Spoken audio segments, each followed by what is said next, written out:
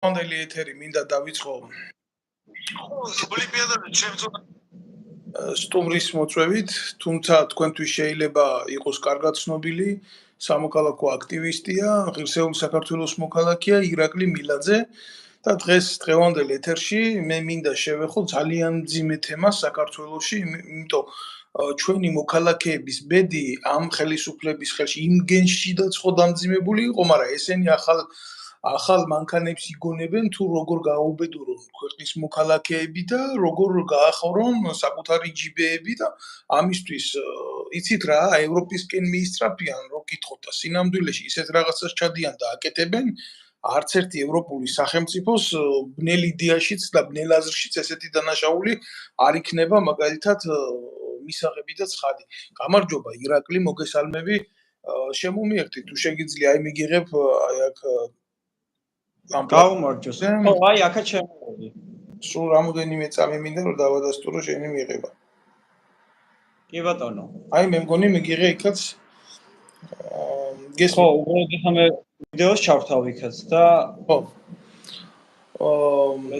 მოკლედ ირაკლი რა მინდა იცი რო დავიწყოთ რაზე მინდა ლაპარაკი. ანუ შენ დღევანდელი თემით ჩვენ გავდივართ ეთერში და გავდივართ კონკრეტულად გვინდა ამ თემაზე ვილაპარაკოთ, იმიტომ რომ როგორც ჩემთვის ცნობილი გახდა, საქართველოს ხელისუფლებამ ხელი გაუხსნა უცხოეთის მოქალაქეებს საქართველოში დაჩაგრონ საქართველოს მოქალაქეები. ეს ახლა ახალი ამბავი არ არის რა, მოგეხსენება ყველამ კარგად იცის, რომ სამშობლოს ყიდიან ესენი როგორც გაუხარდებათ, სადაც გაუხარდებათ, გინდა თავისი წიაღისეულით, გინდა თავისი ისტორიით, გინდა თავისი სიმდიდრით, მაგრამ ის კონკრეტული შემთხვევა, რაზეც მინდა დღეს შენთან ერთად ვილაპარაკო, შეიძლება ბევრისთვის მაინდა-მაინც თლად ნაცნობი არ არის ის შავი ბიზნესის დეტალები და ეს არის კონკრეტულად საქართველოში კანონთან შეუსაბამო ადამიანების არსებობა და კონკურენტუნარიანი გარემოს შექმნა დასაქმებულ სექტორში ადამიანებისთვის, რომ იქნება იმათმა დაანებონ თავი საქმეს,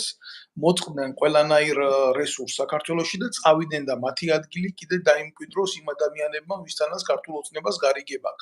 როგორ ხდება ეს პრაქტიკაში? აი ძალიან გთხოვ, რომ თუ შეიძლება გველაპარაკო ამ ყველაფერზე რა.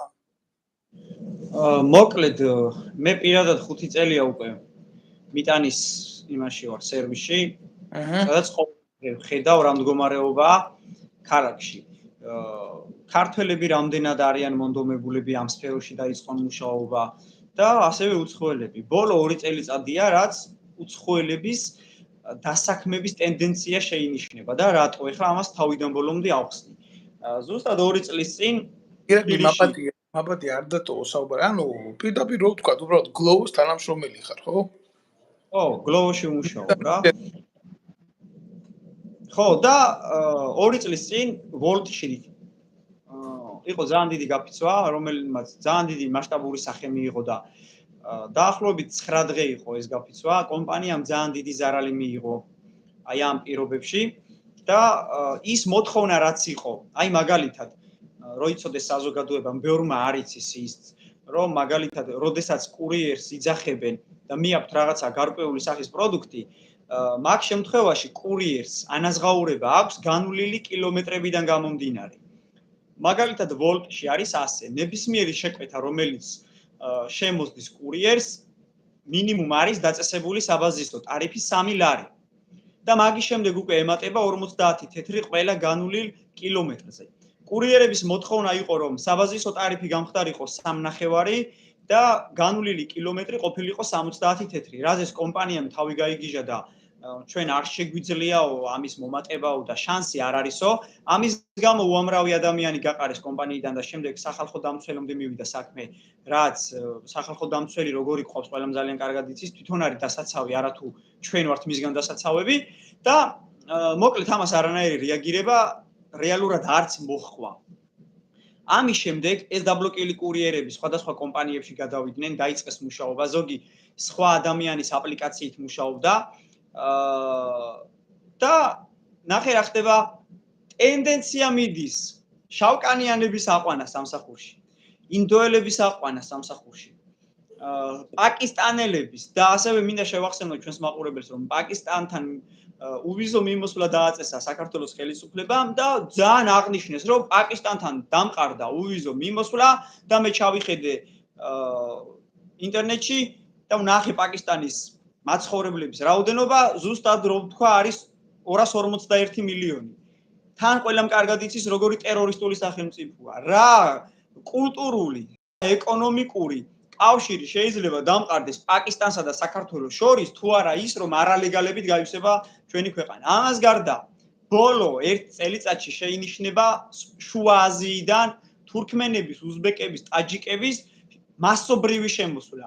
მე მინდა კარგად გავაგებინო ჩვენს მაყურებელს რომ არც ერთი ერის წარმომადგენლის მიმართ არ მაქვს რაღაცა სიძულვილი პირიქით მომს მე მრავალფეროვანი სამყარო, მაგრამ როდესაც 3 მილიონიან ქვეყანაში ჩამოდიან 1.5 მილიარდიანი ინდოეთიდან, 240 მილიონიანი პაკისტანიდან, 145 მილიონიანი რუსეთიდან მობილიზაციას გამოქცეული დეზერტირები საქართველოში ჩამოვიდნენ და აი ამ გაღატაკებულ, გაუბედურებულ ქვეყანაში ლუკმა პურს რო ვერ შოულობს ქართველი კაცი და იმასაც რო აღარ იღებენ ვოლტში და ეუბნებიან რომ ადგილები არ არის და შევსებულია ნებისმიერ დღეს მივიდეთ და ვანახებ ნებისმიერ ადამიანს უცხოელები როგორ გამოდიან ჩანთებით და როგორ იწყებენ მუშაობას.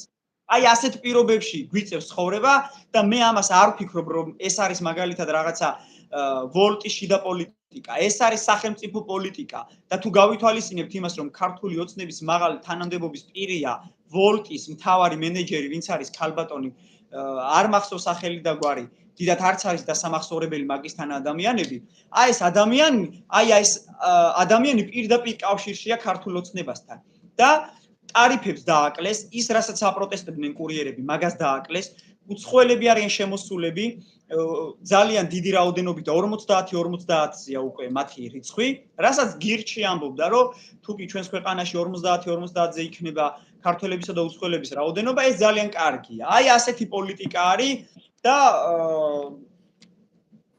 მოკლედ აი ასეთ პირობებში გვიწევს ცხოვრება სადაც სოფლებში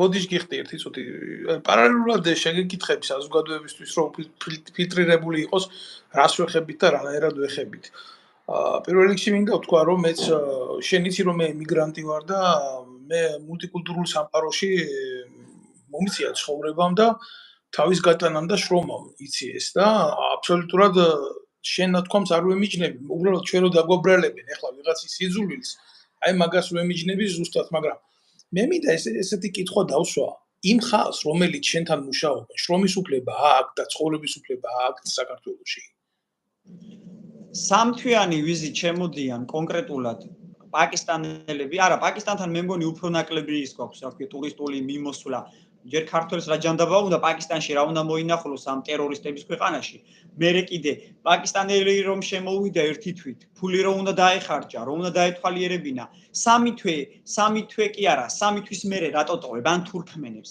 რომლებიც აი მამის ტოლიკაცები მუშაობენ საკურიერო კომპანიაში ვინმე ეს ეხლა ჯერა რომ ამ ადამიანებს სამუშაო ვიზა აქვთ ქვეყანას არ გააჩნია რეალურად ამ ადამიანებისთვის დასაქმების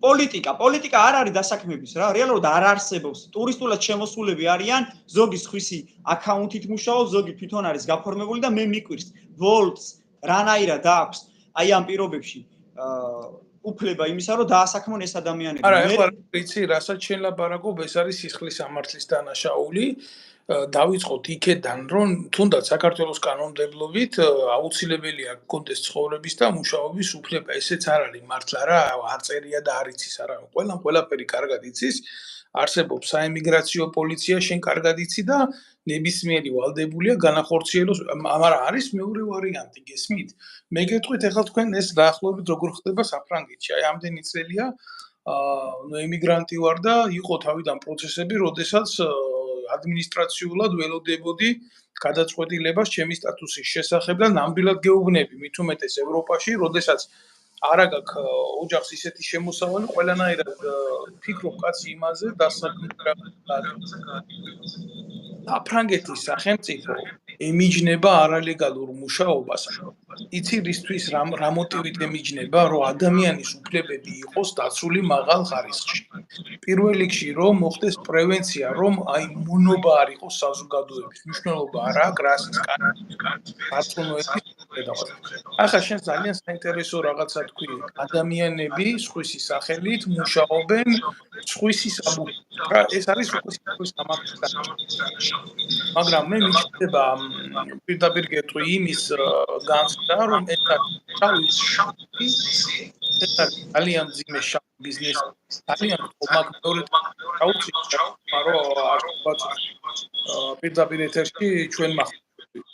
ხოდა ეს არის შავი ბიზნესი, რომელსაც პარალელურად და ეს ბიზნესი შემოკარგო არასოდეს არ იმართება ბუნებრივად, ეგზისტენციალურად ეს არის დამოკიდებული სახელმწიფო უშიშროების სამსახურზე, მაგი კი არა $20,000 რო გაქვს დღეს ანგარიშზე და ბანკში დადევი, ჩვეულებრივ ადიხარ უშიშროების კონტროლის ქვეშ. და როგორ ახლა შენ წარმოგიდგენია ტერიტორიაზე ადამიანები შემოუშვეს, ჯერ ესე არ ხდება რა. საქართველოში ეგ უწყებები, როგორც შენ ამბობ, აი საზღვრის დაცვის უწყებები, არც ისე ცუდად არის განვითარებული. ანუ კარგად იციან იმათმა, ვის უშვებენ ქვეყანაში და რის ფასად.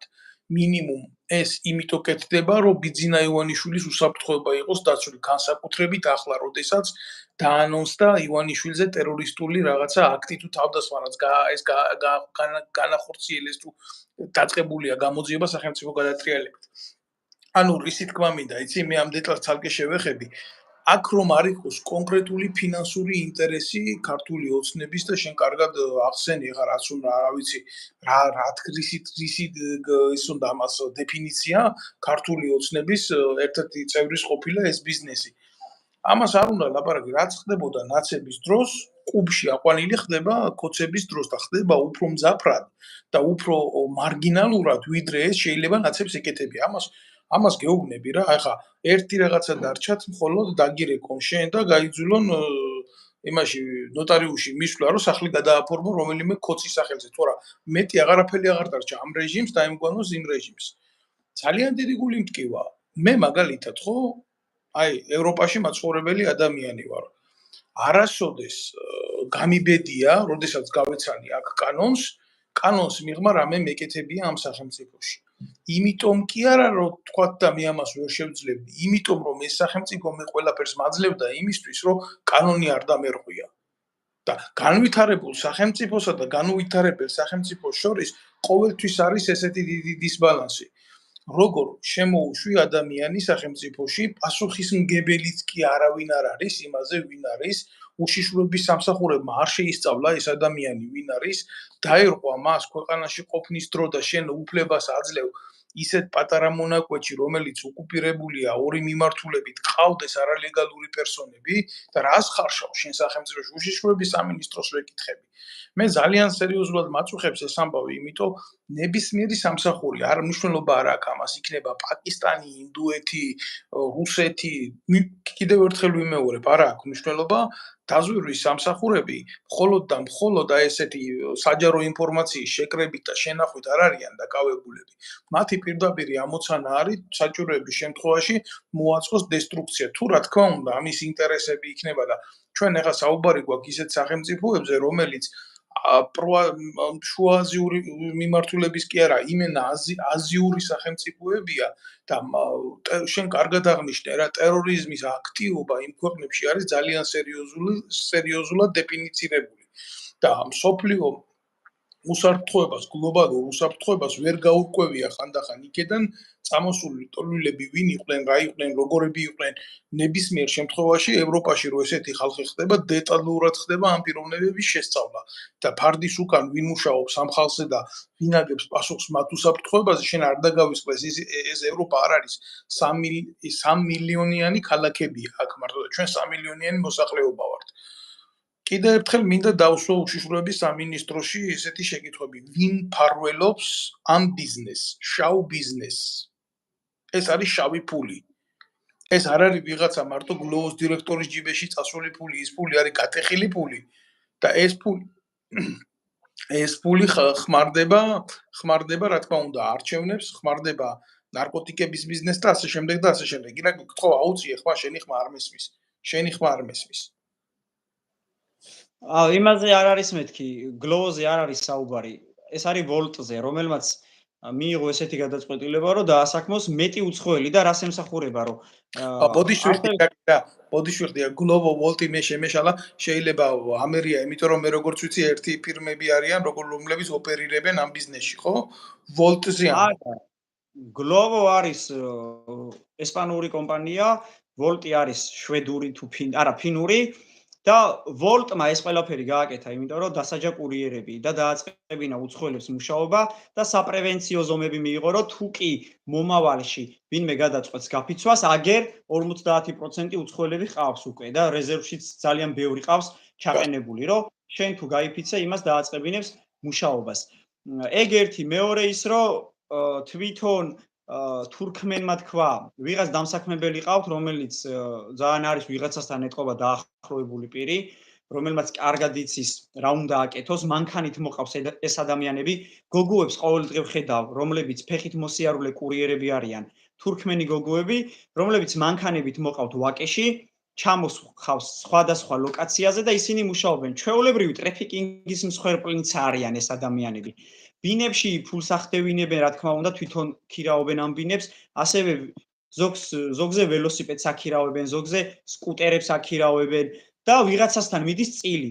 აი ვინც კურირებს ამათ ჩამოყვანას, მათ დაბინავებას, თუნდაც ამ აკაუნტების გაკეთებას, პირდაპირ ესენი ესე ვერ მიდიან ვოლტში და ვერ ხდება მათი დასაქმება. ანუ შუამავალი ყავთ და შუამავლები ყავთ როგორც თურქმენები, ისე ქართველები. აი რო დადგება ადამიანი, მაგალითად სააკაძის ძეგლთან საბურთალოზე ჭაბუკიანის ქუჩაზე, სადაც ყველაზე მეტი საშაურმი არის, აი მანდ არის მათი შეკრების ერთგვარი ადგილი. ასევე ვაკეში, არაყიშვილის ქუჩასთან. თუ ვინმე საინტერესებს, მე ვიტყუები, იქნება და მართლა ვიტყუები, შეგიძლიათ მიხვიდეთ და ნახოთ თუ რა ხდება აი ამ ხრივ და ერთი რაღაც მინდა კიდე რო ვთქვა რა. არიან ადამიანები, რომლებიც საუბრობენ ლიბერალური შეხედულებებიდან გამომდინარე, ასევე ლიბერტარიანული, რომ ეს არის ჩვეულებრივი ეკონომიკური სქემა, თუ არ გინდა წადი და სხვაგან იმუშავე და უბრალოდ ბაზარი დაარეგულირებს. და ასევე საუბრობენ იმაზე, რომ თითქოს ეს არის შოვინიზმი და ქსენოფობია, რომ აი სხვა ადამიანები როგორ უნდა მუშაობდნენ საქართველოში და ამის ბევრი ქართველია უცხოეთში. მოდი, ესე შევხედოთ ამ საკითხს. ქართველები მიდიან ძალიან მაღალ განვითარებად ქვეყნებში. ესენია ისრაელი, ამერიკა, იტალია, საბერძნეთი, გერმანია, ესპანეთი. იმ ქვეყნებში, სადაც ადგილობრივი ადამიანები, ისინი მოქალაქეები, გერმანელები, მაგალითად, ამერიკელები, არასდროს არ იმუშავებენ გამოძახების კომპანიაში, მიტანის სერვისში, არ იმუშავებენ ტაქსისტ და მათ სჭირდებათ ქართველები, როგორც შავი მუშა ხელი. მშენებლობაზე ამერიკელი საერთოდ არ იმუშავებს, ფეხებზე ყიდია. შესაბამისად, ჩვენი იქ მუშაობა მათთვის სასიცოცხლოდ მნიშვნელოვანია. მათი ეკონომიკური წარმატება ჩვენნაირი მესამე დონის ქვეყნებიდან ჩასული ადამიანების ხრებზე გადადის. ხო და ეხლა საქართველოში ამ გაჭირვებულ ქვეყანაში, სადაც სოფლებში განუვითარებლობაა, სადაც ბავშვი აღარ დარჩა და თოფიანი კაცი აღარ დარჩა. მოხუცები არიან მარტო და გელი რომ მოვიდეს, რავი, კასპში მაგალითად სოფელ ნამისყანაში კაცი შეჭამა მგელმა, იმიტომ რომ არავინ არ იყო გარშემო. ნოსტეში სააკაძის სოფელია, გადაჭედილი სოფელი იყო ეს, ძალიან მჭიდროდ დასახლებული და დღეს ძალიან ცოტა ადამიანი ცხოვრობს, ალბათ იმისა, რაც მანამდე იყო 20%. სახლებს ადევს ბოქლომები.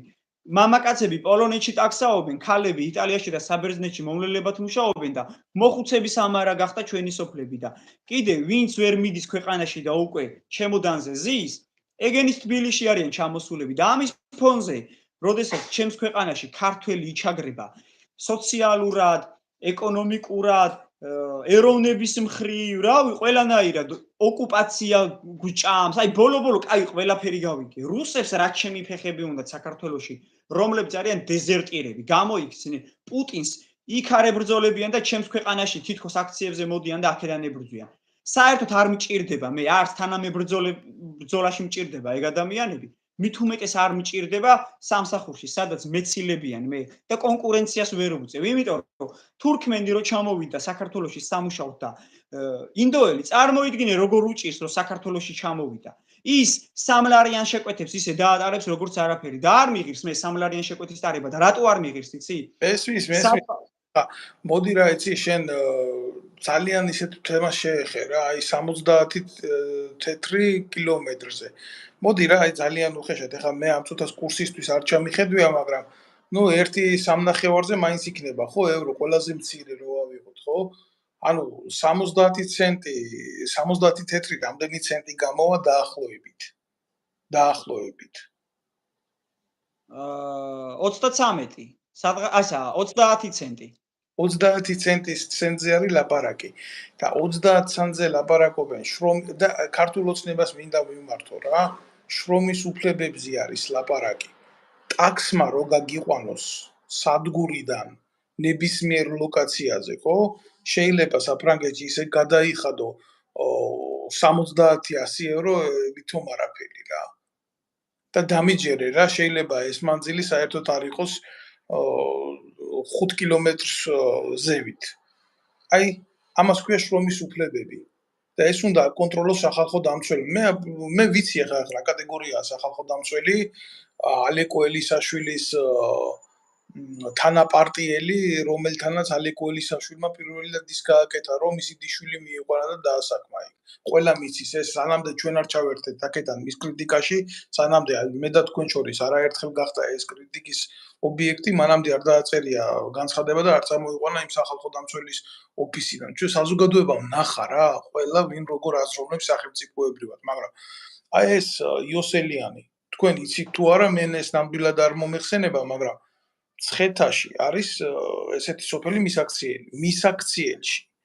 აქ მილიარდების, მილიონების უკაცრავად ესი ნაყიდი ელექტროსადგური, რომელსაც ამ წუთას განაგებს მისი ძმა. სახალხო დამცველზეა ლაპარაკი. ეს არის ალეკო ელისაშვილის პარტიის ბიუჯეტი ჩვეულებრივად და ეხლა ესეთი ადამიანი კალაძესთან კოლაბორაციაში მყოფი გამოვა და იქ კარგად უთხრეს რა ის მიტინგი რო იყოს შეყლეო, შენ ვაპატიე რა, ეხლა საზოგადოებასთანაც ბოდიშს ვიხდი, მაგრამ რაც დაუძახეს იმ სახელის ციტირებას ვახდენ რა.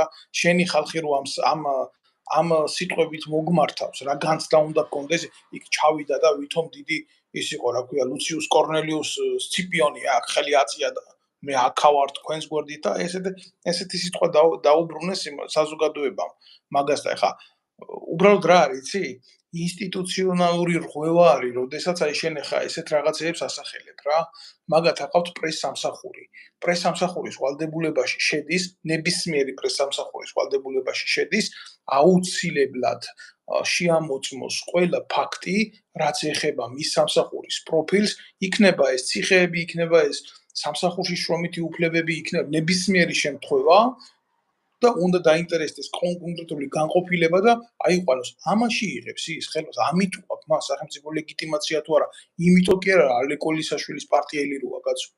ამ ხნის მანძილზე დაგინახია სადმე წვრილ გამოყოფილი მისი ოფისიდან, მისი მილიონებად ღირებული მანქანა დაგინახია სადმე ჩამოსული. აი დამთავრდება ახლა ეს ეთერი და ახლა მინდა იცოდეს ყველა, ვინც მიყურებს, ვინც მისმენს, კიდე ერთხელ ვიტყვი ქართულ ოცნებას, ვინც ებრძვის ჩემთვის მაგალითად ვერ ვიტყვი რომ ყველა მისაღებია, მაგრამ მე ვცდილობ რომ ხელი ასეთ ადამიანებს არ შეუშალო. მაგრამ კიდე ერთხელ ვიტყვი რა ადამიანები, დამპლები, რომ ქართულ ოცნებაზე უარესად, რომლებისთვისაც იდეა კი არა, ფულია მთავარი. ტიპი, რომელიც ხაზარაძესთან გაერთიანდა ბიჭო. ხაზარაძესთან გაერთიანდა ელისაშვილი, რომელიც დედას აგინებდა პირდაპირ ეთერში. და ასეთ ხალხს გვაიძულებენ მერე კომპიუტერებით მივცეთ ხმა იმაში რა ქვია, მომავალ არჩევნებზე. ვერ უყურებ, მე აი სერიოზულად გეუბნები, ქართველი ერი დგას სერიოზული დილემის წინაშე ირაკლი რა. გინდა კომპიუტერით დათვალე, გინდა იმითი დათვალე, რა ქვია, ხელისანაბეჭდით დათვალე, რაც გინდა ის გააკეთე, საზოგადოებას არა აქვს არჩევნის გაკეთების საშუალება არ მისცეს, ბიჭო. ესენი ვინ არიან? ესენი რაჯიშები არიან ამის დედავად. აბა მიდი ერთი პარტია შექმენი და დაიწყე პოლიტიკურ ბრძოლაში ჩაბმა, რა მოგივა? თუ არ მოხვდები ციხეში, აბა მიდი. ოლიმპიო რა ვიცი ხა იცი რა არის მე ჩემი ემოციები მაქვს და ამ ემოციებს გადმოვცემ იმიტომ ჩემთვის ყველაფერი ნათელია მთელი ამ ხნის მანძილზე რა მოდის ადამიანებს ვინც ხმას იღებს იცი რამოდენიმე ეტაპი არსებობს ადამიანების განადგურების მათთვის რა. ქართული ოცნებისთვის ხდები მიუღებელი პირველ რიგში, იმიტომ რომ შეიძლება გაგაჩნდეს თავისუფალი აზრი, უკვე არ ახარ სასურველი ადამიანი. ქართული ოცნებისთვის ხდები მიუღებელი თუ შენ სამოქალაქო აქტივობაში ხარ, ეს არის ნომერი შკალა 2 და მესამე შკალა არის თუ შენ პარტიის გაკეთებას ცდილობ და ხალხის მობილიზაციას, შენ ახარ მათი დაუძინებელი მტერი, რომელიც უნდა მოგსპო. გეუბნები არ გაპატიებენ. ესაა მესამე შკალა. მე მინახია ხალხი დაჭერილი ამ იდეის გულისთვის ციხეში საქართველოში. და შენ ლაპარაკობ იმას ჩამოიყვანეს, ეს ჩამოიყვანეს. იცი საწავა მაგ ფული, აი არჩევნები რომ მოვა. ამ ტიპებისგან ამოღებული ფულით დარიგდება კიდევ ერთი უფასო ჩეკები, ნარკოტიკის ჩეკები, გაიხსნება ორმაგად და სამმაგად მეტადონის მიმღები პუნქტები, იქ რას გასცემენ ეშმაკმაიცის. რა ბიზნეს ჩაატრიალებენ, იცი? ციხეებზე, ამინისტიებზე არაფერს არ ვლაპარაკობ, ვის გამოუშვებენ, როგორ გამოუშვებენ, რანაირად გამოუშვებენ. ესეც ხო ბერკეტეთ აქვს დაჭერილი რა იკადრონ და რა გააკეთონ. და საბოლოო ჯამში აი ამ თქვენი ქართველი მოსახლეობის ტყავზე აღებული ფულით ისევე თქვენ დაგამონები. ანუ ჩვენ რა მე და შენ რა სხვა კი არა ვართ ერთმანეთისთვის კაცო. რაც არ უნდა მიუღებელი იყოს ჩემთვის ნებისმიერი პოლიტიკური მოძრაობა რა. მე ადამიანს ქართველ კაცს აი ესე სასრულად და მოსაკლავად ვერ გავიმეტებ რა. მიუხედავად იმისა, სამხედრო ვარ და გამოცდილება მაქვს და ეს სხვა არის ადამიანი მოკლა ბრძოლაში და სხვა არის ადამიანი მოკლა შენი პოლიტიკური ვიწრო ინტერესების გულისთვის რა. ეგ არის ჩემო კარგო სხვაობა მეტი ესენი მზად არიან ამისთვის. ესენი მზად არიან იმის გულისთვის საკუთარ ძალაუფლებას გადააყოლონ ყველაფერი. ეხლა არავინ არ თქვას რომ აქ ირაკლი მილაძის სიტყვებს ბერკეტად ვიყენებ რომ ეგენი ვლამძღო რა. ჯერ ერთი ამ კაც არაფერი არ ჭირდება ჩემი გამოსაყენებელი და მე მეორე მე პასუხი მაინტერესებს. ამან რაც თქვა ამ ტრეფიკინგის უკან ტრეფიკინგი არის ევროპული კანონმდებლობით ყველაზე სერიოზულად აკრძალული დანაშაული რა.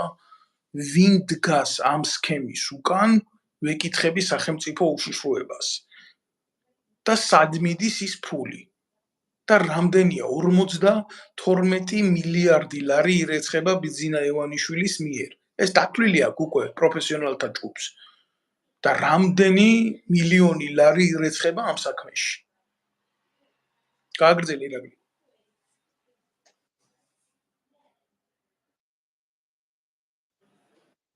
ზუსტად იყო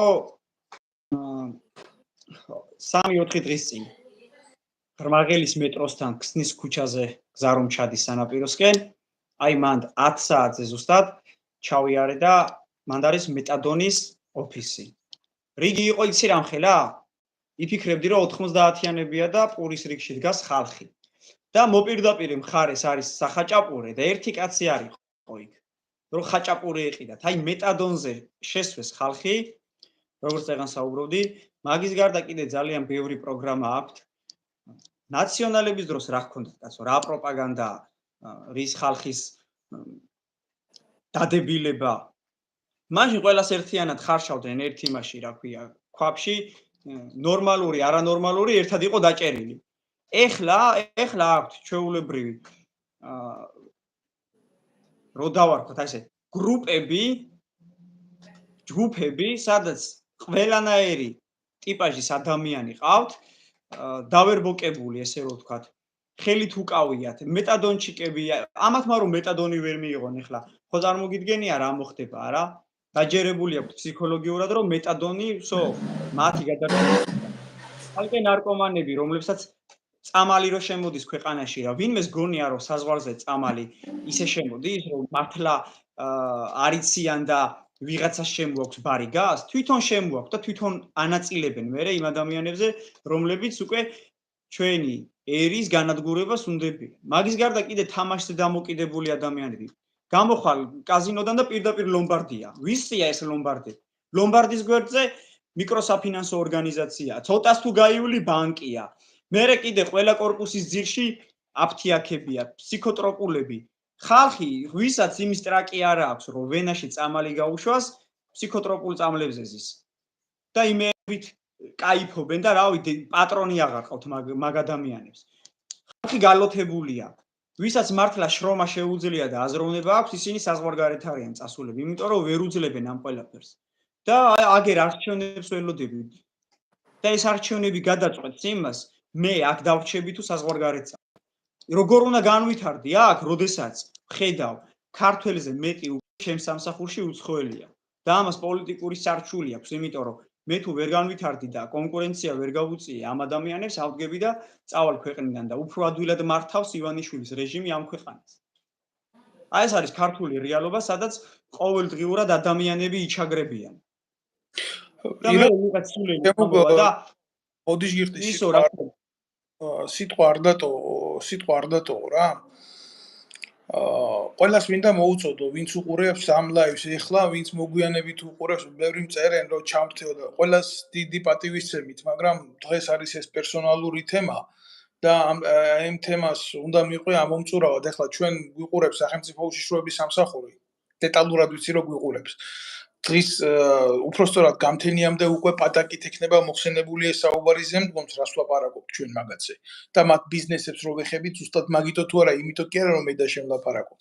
და კიდე ერთხელ ვიმეორებ ამას, მე არ მაქვს იმის საშუალება და არც სურვილი არ მაქვს ავდგე და აი ამ ყველაფერში როგორც ნაცები და კოცები იხდიან პროპაგანდის მეშვეობით ფულს აღწელებენ, ეგრე გავაკეთო. ერთადერთი ეს არის ყველას მოვალეობა, ეს სიმართლე გააზიაროს რა და მოასმენიოს ყველას. ჩემი თხოვნა არის ჯერ მოიწონეთ, შემდეგ გააზიარეთ და გამოიწერეთ ჩვენი არხები.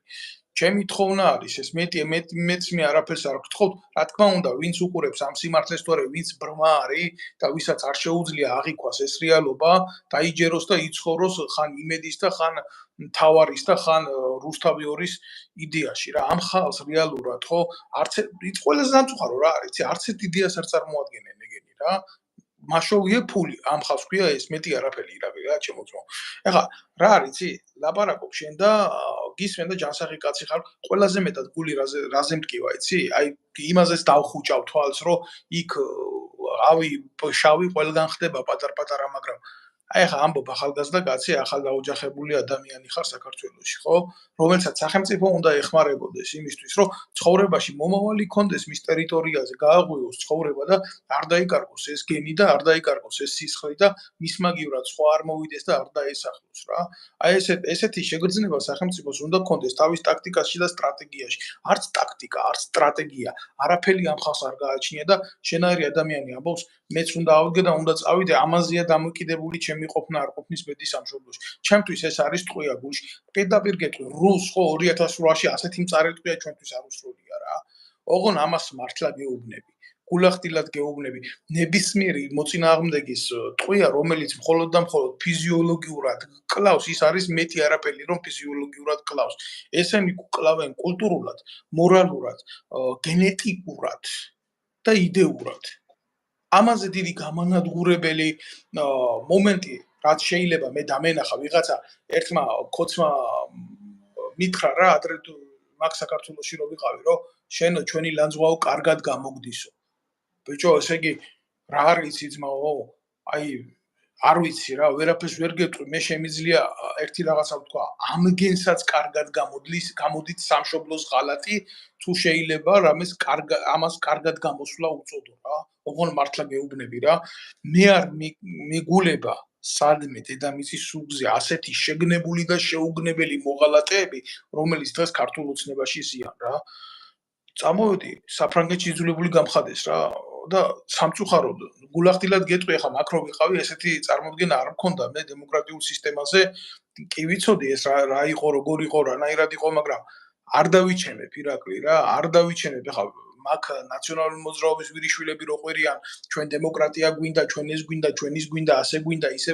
მაგენი არიან რაღაცა ევროპაში განავალები და მე აქ ვცხოვრობ ძმაო რა და ზუსტად ვიცი რას ნიშნავს ევროპული ღირებულებები და ევროპული სახელმწიფოს მხარდაჭერა ეს არის ოჯახებზე პერსონებზე პიროვნებებზე თანადგომის სერიოზული ემპათია ეს არ არის რაღაცა იმიტომ რომ შენი არსებო არა შენ უნდა იგრძნო თავი ღირსეულ ადამიანად და როდესაც შენ ღირსეული ადამიანი ხარ მაშინ ის სახელმწიფოც ღირსეულია ესაა იდეაში ჩადებული კაცო და ვერ გავიგე ახლა შენ ისეთ რაღაცებს ამბობ ქართულ ოცნებას უკვე სერიოზულად აქვს გადაშვებული ხელი ბიზნესი არალეგალური შავი ყოველთვის იყო მაგრამ ასეთი მასშტაბების ჩამოდი ერთი შენ აი უცხოეთშიც ხდება ესეთი რაღაცა არალეგალურად მუშაობა მაგრამ ასეთ ფატალურ შემთხვევებში შენ რომელიც სახელმწიფოს გენეტიკას დააზიანებს, რომელიც სახელმწიფოში უმუშევრობის პოლიტიკას თავდაყირად დაატრევ, ვინ გაპატიებს? შენ შეიძლება მოგცენ იმის საშუალება, რომ მისი მოქალაქე არ დასაქმდეს იმ საქმეზე, რომელიც მისთვის მიუღებელია. აი ამაზე შეიძლება დახუჭონ თვალი, მაგრამ იმაზე ვინ დახუჭავს თვალს, რომ შენ აქ უცხოელს სამუშაო წაართვა, უსაბუთო და შრომის უფლების არ მქონი ადამიანმა. ეს არის ხაპარი. ქართულ ოცნებას ვეკითხები, საით მიდიხართ? საით მიდიხართ და მიგყავთ ეს საცუდავი ადამიანები. შენ სწორად აღნიშნე. ქართველი დედები უცხოეთში არიან, ზოგი იტალიაშია წასული, ზოგი გერმანიაში, ზოგი კიდე სად და სად. რომ იმის გულისთვის, რომ 2 კაპიკი გამოგზავნონ და გადაარჩინონ ადამიანები, იმიტომ სახელმწიფო ვერ გახდა დამცავი ოჯახების. სახელმწიფოს არ გააჩნია არანაირი პოლიტიკა, სახელმწიფო ვაჭრობს თვითონ მოქალაქეებით. გული მტკივა. გული მტკი არა, გული მარტო კი არ მტკივა ირაკლი რა, ხალატად მიმაჩნია ეს ყველაფერი ძმაო. იცი რა არის გულახდილად გეტყვი, ყოველ დღე რო ავდგები ვფიქრობ რა შენზე. ღმერთო მიეც იმის გამძლეობა, რომ სამ ქვეყანა არ დატოვოს. და არა მარტო ჩემთვის, არამედ ბევრი ჩემნაირი ადამიანისთვის, შენ და შენაირი ადამიანები დღეს ხართ უკანასკნელი ღობე, თქვენ თუ მოიხსნებით და თქვენ თუ წახვათ ქართულ ოცნებას, მეტი არაფერი არ უნდა. ქართული ოცნება ერთ სოფელს, ჩინურ სოფელს მადლობას კი უხდიან სი ძინპინს, ის ბიზინძინი რო ყავთ. პრემიერ-მინისტრი სი ძინპინს უხდის მადლობას რა, მილიარდს გადაცდა სი ძინპინის მმართველობის ხელში ჩინეთი. მილიარდ ნახევარს და ჩვენ 3 მილიონამდე შევწირდით ბიჭო. ერთ სოფელს ჩამოასახლებენ ჩინეთიდან 12 მილიონი ცხოვრობს ყველაზე პატარა სოფელში. დამთავრდება საქართველოს მომავალი და ბიჭო. აი ამის თქვა მინდა. ბევრი რამე შემიძლია ვილაპარაკო, მაგრამ ამას იმიტომ არ ვლაპარაკობ, რომ აქ იმას ვიფხარ მარტო რა. შემიძლია ირაკლი, იცი? ძალიან მშვიდად ავდგე. გავაღო ჩემი სახლის კარი, წავიდე სამსახურში, მოვიდე და ვიყო ბედნიერი, ხო, როგორც ფიზიოლოგიურ მუტანტს ეთყობა თუ ადამიანი არ ვიქნები და თუ სამშობლო არ მექნება და თუ არ მეუცნობ მამა ჩემი საფლავს საქართველოში, ჩემ ოჯახს, ჩემ ნათესავებს, ვინც დამრჩა, ვინც დარჩა საქართველოში, ხო? იცი, მაშინ ძალიან გამარტივდება ცხოვრება, თუ მორალი არ მექნება, მაგრამ მე რო ეს ყველაფერი მაქვს, მე რო ქართველი ვარ, მე რო თავიდან ვერასდროს ვერ დავიბადები სხვა ერისშვილად, რა გავაკეთო მაშინ მე?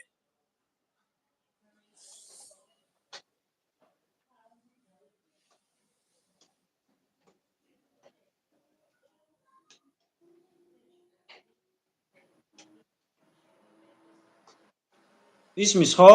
ისმის უბრალოდ რაღაცნაირ უხერხული დუმილი ჩამოწვა და ისმის რა ყველა ემიგრანტი ამას არა, ჩემთან გაჭედა და გუშინ სხვათა შორის თბილისში გამოჩნდა ბანერები ქართული ოცნების საპროპაგანდო მასალა, სადაც უწერიათ, რომ ღირსებით ევროპისკენ და აი ქართული ოცნების ამომრჩეველი თუ გიყურებს, მაგათ მიუმართავ, რომელი ღირსებით მიდიხართ ევროპისკენ. ჯერ ევროპაზე საუბრობთ, რომ მარტო გარყვნილებაა და იქიდან, რავი, მარტო LGBT მარშები და ეგენი მოდის აქეთ აღმოსავლეთისკენ. მაგას რომ თავი დავანებოთ, რომელი ღირსება გაგაჩნიათ თქვენ და თქვენს პარტიას, რომელსაც მურუსიძე ყავს სამუდამოდ გამხდარი მოსამართლედ და მაგასთან ერთად ჩინჩალაძე. ეგ ის მურუსიძე და ჩინჩალაძე არიან, რომლებმაც გირგვლიანი მეორედ მოკლეს და დედამის კიდევ სიცოცხლე მოუსწრაფეს. აი ეგ მოსამართლეები არიან და თქვენმა პატივცემულმა მეცენატმა, ხალხზე მზრუნველმა არქიფოს ეთურმა ბიძინიშვილმა სამუდამო მოსამართლეებად განამწესა. ეგ ერთი. მეორე კიდე შევარდნაძის დროიდან დღემდე მოყოლებული ზონდერ ჯგუფების ხელმძღვანელი რომ არის ხარება ხარაზიშვილი. მაგაზე რა სიტყვით, კონსტიტუციას ავით რომ გადმოყვა აქეთ. რა, აუცილებელი იყო მაგისთან ნაძირლების ხელისუფლებაში გადმობარება? რას არ ქონდა ბიძინა ივანიშვილის სია შემდგარი, ვინ შეიძლებოდა გადმოებირებინა და იმისთვის ეკეთებინა ისევი საქმე დაევალებინა და ისინიც კარგად შეასრულებდნენ, როგორც ამას წინა ხელისუფლების პირობებში აკეთებდნენ.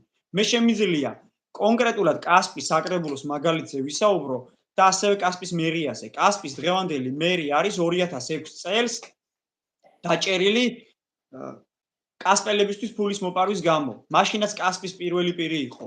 და დღეს მაგის მხარდამჭერები მე მიწოდებენ ნაციონალი ხარო, რომელიც 2012 წელს მაგისთანა ნაბიჭრებს ვებრძოდი კასპში და პირველი ახალგაზრდა ვიყავი, რომელიც ქართულ ოცნებაში შევედი. მაგის გარდა კიდე კასპის საკრებულოს თავმჯდომარე შოთა ბეგლარაშვილი საერთოდ არ ჩანდა ჰორიზონტზე. სად იყო 2012 წელს? იმალებოდნენ და ელოდებოდნენ ვინ მოვიდოდა ხელისუფლებაში, რომ ტრაქში შეტენოდნენ. მაგას გარდა კიდე სიის პირველი ნომრიდან ბოლომდე მოყოლებული ისეთი ადამიანები არიან, რომლებიც მიშას გამო ხალხს ქუჩაში სცემდნენ და მათზე ძალადობდნენ. ცოცხით ვინც მემუქრებოდა 2012 წელს კასპის მაშინდელი კასპის პოლიციის უფროსი, დღეს ქართული ოცნების კოორდინატორია და კასპში მისცეს დრაბილკები, ცემენტის ქარხანა და მოკლედ ყველაფერს აკეთებენ და კასპელების ჯანმრთელობას პობენ. და ეკოლოგიური მდგომარეობა რა დღეშია და ონკოლოგიური დაავადებების მხრივ კიდე კასპელებს რა სჭირთ, ეს ცალკე სასაუბრო თემაა. აი ასეთ პირობებში, რომელ ღირსებაზე საუბრობთ? კალაძე, რომელიც 2007 წლის მოვლენების მერე 2008 წელს რომ არჩევნები ჩატარდა ვადამდელი, მიხეილ სააკაშვილის რომ დაძდევდა გოშია ძაღლივით, გადაცემიდან გადაცემაში და 7 ნოემბერი ახალი მომხდარი რომ იყო, ჟვანია რომ მანამდე მოკლული თუ გარდაცვლილი რომ იყო და ასევე გირგვლიანი რომ იყო ახალი ნაწამები და მიხეილ სააკაშვილის რომ ასაფორთებდა საპრეზიდენტო და საპარლამენტო არჩევნებში. დღეს ეგ ადამიანი სხვებს უწოდებს ნაციონალებს და კოლექტიური ნაცები ხართო. ახალი ტერმინი გამოიგონეს და მესიჯ ბოქსი ასეთი რომ ასე უნდა გაამარგინარონ ჩემნაირი ადამიანები რა.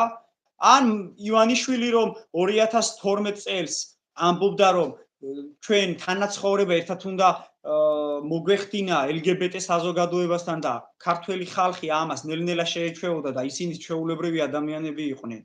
და დღეს რომ თითქოს LGBT ადამიანებს დაუპირისპირდნენ პროპაგანდის გამო რომ აკეთებენ ამასაც. ამას ვერ ხედავთ? თუ იმას ვერ ხედავთ, ირაკლი კობახიძე რომ ამბობდა და მე ჩემს TikTok გვერდზე მიდევს. ეროვნული ცნობიერება რა არისო, მე არ მესმისო და ჩემთვის გაუგებარი არისო და ეკაბესელია, აი ეკაბესელიას კი განცვიფრებულია, რეებს ლაპარაკობს ეს იდიოტიო. ისე უყურებს. და ეს ადამიანები გვესაუბრებიან, რომ თურმე ევროპაში მიდიან ღირსებით. ღირსება არ გაგაჩნიათ და არც სურვილი გაქვთ რომ ევროპაში წახვიდეთ. ევროპაში წასვლა არ ნიშნავს იმას, რომ მაინც და მაინც მათ კულტურაზე და მათ წესჩვეულებაზე უნდა აი ლეკლი მე გითხარი შენ ეგენი არიან ევროპაში განავალები. დამიჯერე რა. ძალიან კარგი სიტყვა დავარქვი და სამწუხაროდ ჩემი სამშობლო, ჩემს სამშობლოს არ გავს. მე 90-იანი წლები მახსოვს გაგანია ომის პერიოდი, მაშინ ბავშვი ვიყავი, მაგრამ დეტალები მახსოვს და მახსოვს ვერ ვირან მე თვითონ გავხდი ომის მონაწილე კაცო 2008-ში და მეტნაკლებად ჩემს ასაკში რაღაცა ვნახე რა. ეგრეც არ დღეს საქართველო არის ბიძინალანდია. ეს არ არის საქართველო. ეს არის ბიძინალანდია. ზუსტად გეუბნები ამას რა. დღეს ხალხი არის ისეთ კრიზისულ ზღვარზე მისული, როგორც 2012 წელს სააკაშვილის ან იქნებოდა ცვლილება, ან იქნებოდა ქართველი ხალხი, ან იქნებოდა მაგინა. აი დღესაც ანალოგიური სიტუაცია დგას რა. რაც შეეხება იმ დეტალს შენ ახსენე ხარება ის პირი ვიცი მე რა, იმიტომ რომ თავის დროზე შესწავლილი მაქვს მე ამ ყველა საქმე მაგათი რა.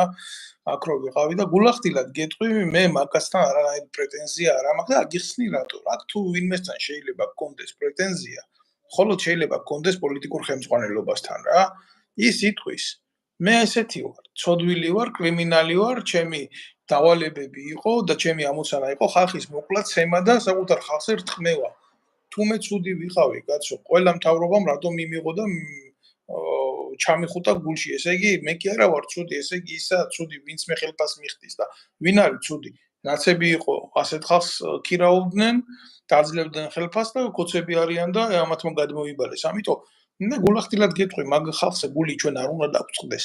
ისინი მის საქმეს აკეთებენ და არსებობს ამ სამყაროში ბალანსი და დისბალანსი, არსებობს შავი და თეთრი მხარე. ეს არ არის საკითხის ფილოსოფიური გააზრება.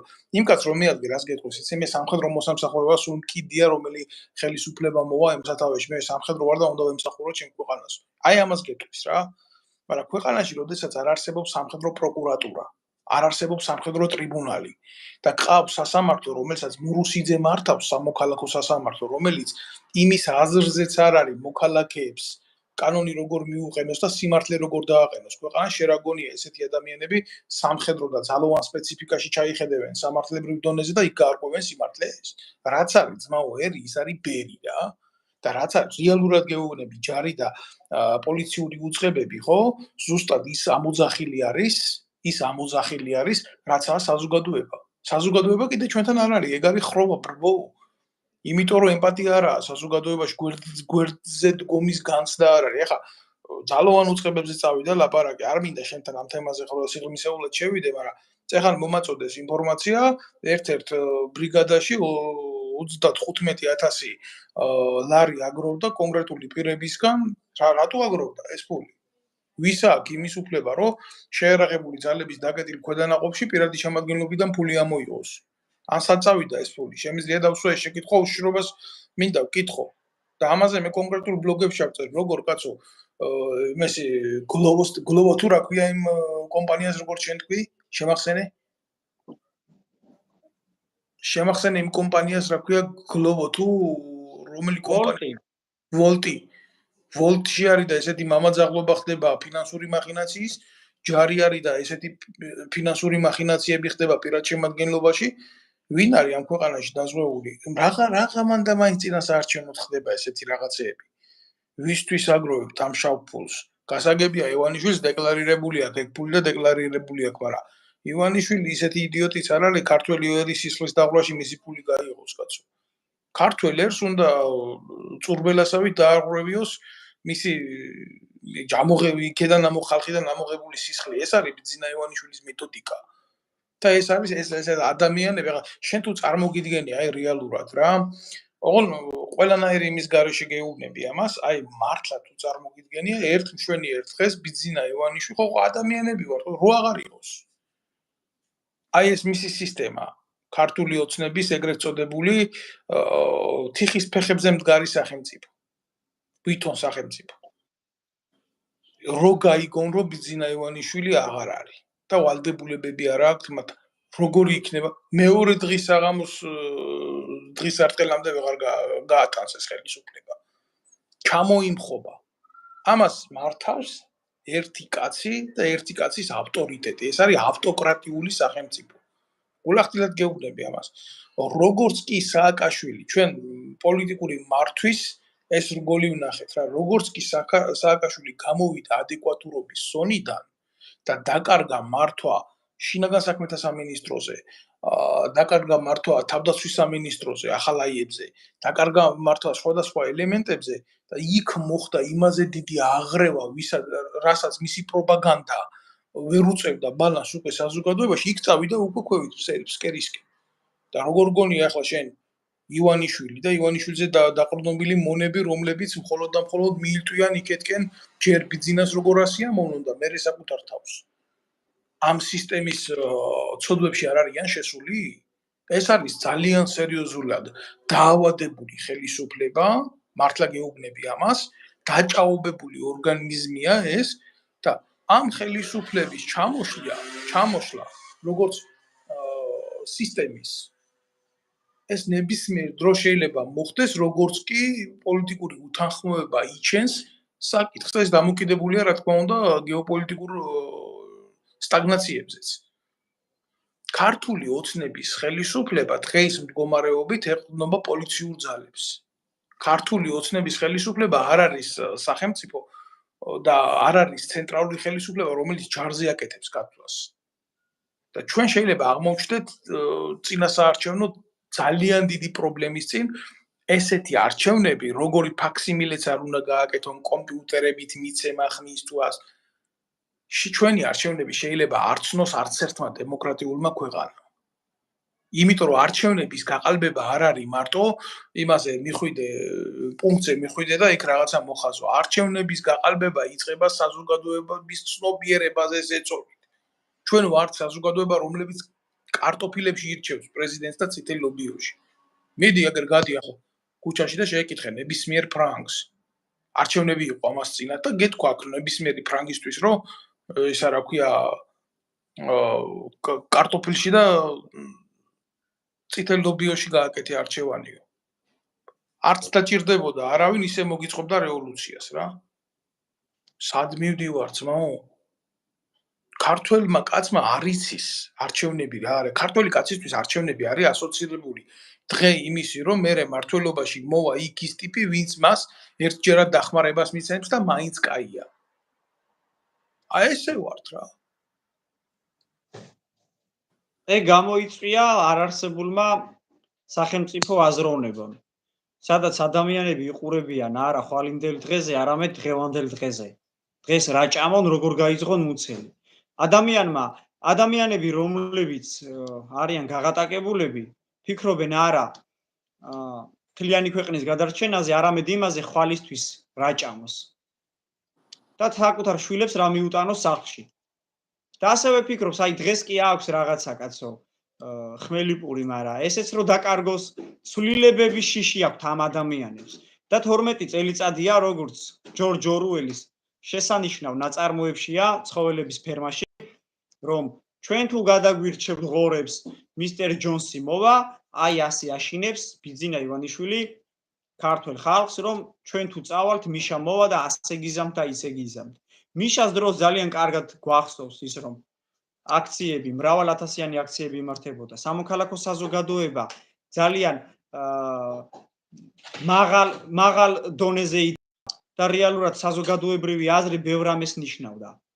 მე ძალიან კარგად მახსოვს ისიც, რომ მიშა სადაც მივიდოდა რესტორანში, მიუვარდებოდნენ მელორ ვაჩნაძე, დაჩი ცაგურია, კიდე სხვა სამოქალაქო აქტივისტები და ჭამას არ აცდიდნენ. მე არ მინახავს მიშას დროს ვინმე აი ეგრე რესტორანთან ეცემათ, მაგრამ მე კარგად ვნახე ირაკლი კობახიძის პრემიერ-მინისტრობის პირობებში თესეუს პირველ კორპუსთან ჩემს ტოლ ბიჭებს და გოგოებს, როგორც ცემეს მაგისმა ზონდერებმა. კარგად ვნახე ნიკო მანაგაძის ცემა, სადაც ორივე მოძალადის სახე ჩანს და დღემდე არ არის გამოძიებული მათი ეს ქმედება. მე დამხვდნენ მაგალითად უნივერსიტეტთან და რომ არ მქონოდა მე წიწაკის სპრეი, ალბათ მეც ქაცარავაზე მეტად მცემდნენ. დათო ქაცარავა ისე ცემეს აქციაზე, რომ რავი, მე რო ეგრე მომხვედრო და დარწმუნებული ვარ, ვერ გავუძლებდი და მოვკვდებოდი. ამათ საერთოდ არ აქვს. რა, ბოდიშ საუბრო, იმაზე რომ მიწედრო ეს ხდებოდა რაღაცეები. ბოდიშ გიხდი რა, ქაცარავა ჩემთვის აი თავიდან ბოლომდე მიუღებელი ადამიანი რა. პირდაპირ ვამბობ, ამას ვაცხადებ, ყველგან მithქვია, მაგრამ თუ ჩვენ ვლაპარაკობთ სახელმწიფოებრივი აზროვნებით, როგორ შეიძლება ადამიანი თუნდაც ჩემთვის მიუღებელი იყოს, თუნდაც დამნაშავე იყოს. ასე ცემო, როგორც დათო ქაცარავა ცემეს ამის დეტავადირ. ფაქტიურად რა უქნეს იცი ადამიანს დაასახიჭრეს. კიდე ერთხელ ვამბობ, პოლიტიკური აზროვნებით განსხვავება, მე მაგალითად ხელისუფლებაში რო უყოფილიყავი, შეიძლება იმ მოქმედებებისთვის, რასაც ქაცარავა, არა იმიტომ კი არა, მე ვაშკაცი ვარ, გმირი ვარ და უნდა მივიდი აქ და რაღაცა უნდა გავაპროტო, მაგიტო არა, დესტრუქციას აქვს სხვადასხვა ფორმები და მაგაში ნუ რავი შემედავება, მაგრამ ბიჭო, ადამიანი ცემეს, გადააგვარეს და მე სასამართლოზე მიიყვანეს იმ კონკრეტულ საქმეზე. და კიდე აქეთ დააჯარიმეს რა. და ამხელა საზოგადოებრივი ინტერესი ტრიალებს, იმიტომ რომ საზოგადოებას გულახდილად გეტყვი რა, ის კი არ აწუხებს, რომ მარტო ქაცარავა ცემეს. ხვალდაზე შეიძლება თვითონაც ცემო. ნებისმიერი. მე ქაცავა რა ვარ, როს ცემეს, მიუხედავად იმისა, რომ ქაცარავა ჩემთვის თავიდან ბოლომდე მიუღებელი პერსონა იყო, გამოვედი და ვთქვი, რომ და დაუგმე, რომ ეს მიუღებელია. მაგრამ შენ ერთი რაღაცას არ დაგავიწყდეს რა. რამდენად მიუღებელი ვარ მე ნაციონალური მოძრაობისთვის, სისხლის მიერად ვერ მიტანს ეს ხალხი რა. მე რომ ცემეს, ამათ გაუხარდა ყველას. ქაცარავასაც რო იცოდე რა, იფიქრეს, რომ რა კაია, ეხლა ეს ცემეს და აგერ ჩვენ მოედანი დაგვრჩა. მაგრამ ეს ბოროტება და არასახელმწიფოებრივი სისულელე კი არსად ხრება ჩემო ირაკლი, ბუერანგივით ბრუნავს, როცა შენ სახელმწიფოებრივი აზროვნების მაგივრად გადაჩნია პრივატი, როცა შენ ფიქრობს მარტო შენი ქმედებებისთვის რა არის უკეთესი და არ გმობ სახელმწიფოებრივად იმ კრიმინალს, რასაც ჩადის სახელმწიფო, რომელსაც აქვს მხოლოდ და მხოლოდ ლეგიტიმური ძალა გამოიყენოს ძალაუფლება. და როდესაც სახელმწიფო ემგვანება სწორად თქვი შენ ჯორჯ ორუელის ფერმას, შენ არ დაგავიწყდეს რა, როგორ დამთავრდა ეს პოლიტიკური იგავარაკი ჯორჯ ორუელის. ხორები მისული ფერმერის სახლთან ცხოველები მისული ფერმები, უпростоრად ღორები მისული ფერმერის სახლთან, რომლებიც უყურებდნენ ფერმაში როგორ თამაშობდნენ ადამიანები ბანკოს. ხო? ხო არაფერი არ მეშლება და სვამდნენ ვისკის. ბოლოს ღორებს ვეღარ გაერჩიათ რომელი იყო იქ ღორი და რომელი იყო ადამიანი მათ შორის. აი ზუსტად ეს არის ის თეზი მაგარი დასასრული მაგის. ხო, ეს არის ზუსტად ის ფიასკო, რაც ჩვენ გვჭირს ოპოზიციაშიც, პოზიციაშიც. ბიჭო, პოლიტიკას თუ ეხები და ნებისმიერი დონის იმაში ხარ, ორგანიზაციაში ხარ. როგორ შეგიძლია შენ დუმილი შეინახო იმაზე, რომ შენ მოკალაქეს რა გაუკეთეს. ამათ ეგონათ რა, ნაცმოძრაობას ეგონა, კოცებს პატარა პროკოცებს ეგონა ეხლა ვინც გაილახნენ კიდე, რომ იცი რა, ამათ არავინ არაფერს არ ეთყოდა. და მე რო დამარტყეს ხელი კოცებმა რა, შენ მართლა შენ როგორ გგონია, როგორ მოხდა ეს ამბავი? თვითონ სტილი რა, ქართული ოცნების სტილი რა გახდა, იცი? თვალის დანურჯება ვიღაცისთვის რა. ეს არის უკვე ამ ხელისუფლების დამახასიათებელი ხელწერა. არიან კილერები, როდესაც აკეთებენ მკვლელობას და ტოვებენ ხელწერას. არის პოლიტიკური ძალა, რომელიც ძალადობს და ტოვებს მის ხელწერას. ესა ქართული ოცნების ხელწერა. ნაცებს თავისი ხელწერა მსგავსი რაღაცა დატოვეს, გამიგე? ახლა ძალიან მარტივად გეტყვი და ამ წუთას გადმოგცემ სიტყვას ჩემი მეგობარო. რატო გაჩუმდა ყველა? ამათ 5 წლით ადრე დამიწყეს იმის გაკეთება, რაც გააკეთეს ახლა საზოგადოების წინააღმდეგ რა, 5 წლით ადრე. და ყველას ეგონა რომ ეს დღე არ დაუდგებოდა მაგათ რა. და როგორც კი გამოავლინა ქართულმა ოცნებამ თავისი მახინჯი ძალა და ჩავარდნენ იმ მდგომარეობაში როგორც მე, უკვე თავის განკლავება ვეღარ შეძლეს და უკვე საზოგადოების 5 წლით ადრე რო ყოფილიყო ეს შეკითხვები ქართულ ოცნებასთან, საზოგადოების აზრი 5 წლით ადრე გაიაზრებდა როგორი ხელისუფლება ყავდა. აი რა შეახბლები სხვაობა, პრივატული არ უნდა იყოს პოლიტიკას როცა აკეთებ, უნდა იყოს საზოგადოებრივი. მიუხედავად იმისა, მე არასოდეს არ მქონია პოლიტიკური და პარტიული ინტერესები, შენ ეს კარგად იცი რა. ხო იცი ის ფერმაში რომ არის თაგვი რომ მივა ცხენთან თუ ვიღაცასთან რომ დაიჩივლებს რომ მე მგონი იმას აპირებენო ქათმის დაკლასო თუ რაღაცასო ფერმაში რომ ხდება რაღაც და ჩემი საქმე არ არისო და ბოლოს რომ ყველას მოულიან რა არავისი საქმე რომ არ არის და მე ფეხს რომ მოიტეხავს ამ ფერმის დირექტორის ცოლი და ბულიონს რო გაუკეთებენ, ბათს რო დაკლავენ თუ ქათამს რო დაკლავენ. აი ასია რა. ვიღაცას დღეს შენ არევასები პიროვნულად და დაუშვებს იმის შესაძლებლობას რომ დათოვნა გაანადგურონ. ან მე. მაგალითად ალტინფოს რომ გააუქმეს პარტია, რის გამო გააუქმეს? ანუ მათ ინტერესებში აღარ შედიოდა, ხო? ეს ცალსახად არის ძალადობა. ეს რანაირი არჩევნებია. მე საერთოდ არ მევასება ეს პარტია, არც იდეოლოგიურად, არც პიროვნებები არ მევასება, მაგრამ არასდროს არ მივესალმები იმას, რომ აი ასე ამ გზით ვინმეს ებრძოლო. ხვალ მე ვიქნები მაგ იმაში, რა ქვია, მათ რიცხვში, რომელიც ასე გამისწორდებიან. დღეს თუ ჩვენზე ძალადობენ, აი აქ რო წერს ახლა ალიგატორიო თუ რაღაც რო უწერია იმაზე, TikTok-ზე, როგორ ადარებთო, კაცო. მიშას დროს 19 წლის ვიყავი და ძალიან კარგად მახსოვს და ასევე კასპელებს ახსოვთ, როგორ ვიბრძოდი იმ სისტემის წინააღმდეგ, რომელიც ჩაგრავდა ადამიანებს. და დღეს იგივე სისტემა ჩაგრავს უკვე სხვა ადამიანებს და მათთან ერთად მეც მჩაგრავს. და ჩემს თავზე გამოვცადებ რეზინის ტყვიების როლა, სპეცრაზმელებისგან უმოწყალოდ ცემა ადამიანების აქციაზე და თვალებში ნაცარს გვაყრიან და გვეუბნებიან, რომ ეს არ უცემიათ, კაცო და დავით კაცარავამ თურმე იქი დააშავა და 2000 ლარი დაუწერეს. სასამართლოზე სამჯერ ვარ უკვე მისული და სრული ის არის, რა ქვია, ცირკი, სანახაობა, მოსამართლე გავალდებულებს, ბრალდებულს, რომ ბრალმდებელმა რომ დაგაბრალა შენ რომ ასე გააკეთა ამან, შენ უნდა დაამტკიცო რომ აი ასე არ გაგიკეთებია. რა სისულელია ჯერ რომელ სასამართლოზე და პროკურატურაზე ლაპარაკობენ რომ თავისუფალია. მე რატო უნდა დავამტკიცო ჩემი უდანაშაულობა, როცა სხვა მაბრალებს რომ ამან ეს გააკეთა. მან უნდა დაამტკიცოს ნებისმიერ ევროპულ და ამერიკულ სასამართლოში ასია. საქართველოში პოლიციელი იტყვის რომ ამან შემაგინა და ზუსტად მაგ დროს უფუჭდებათ ეს კამერები, კაცო, სამხრე კამერები. ზოგს უვარდება დავლა, ზოგს უფუჭდება, ზოგს დაავიწყდა. ხო უნდა მიხვდეთ თქვენ კაი ადამიანებო რომ ჩვეულებრივი მასკარადია. და იმაზე მელაპარაკებით, რომ თურმე ძალადობა მიშას დროს ხდებოდა, დღეს არ ხდება. ნათია ბაჩალეიშვილი რომ დაიკარგა ტყეში და მკვდარი იპოვეს. იპოვეს კი არა, ვერ იპოვეს კაცო, საერთოდ ეს გოგო, ხო ვერ იპოვეს. თუ მანქანაში მკვდარი იყო.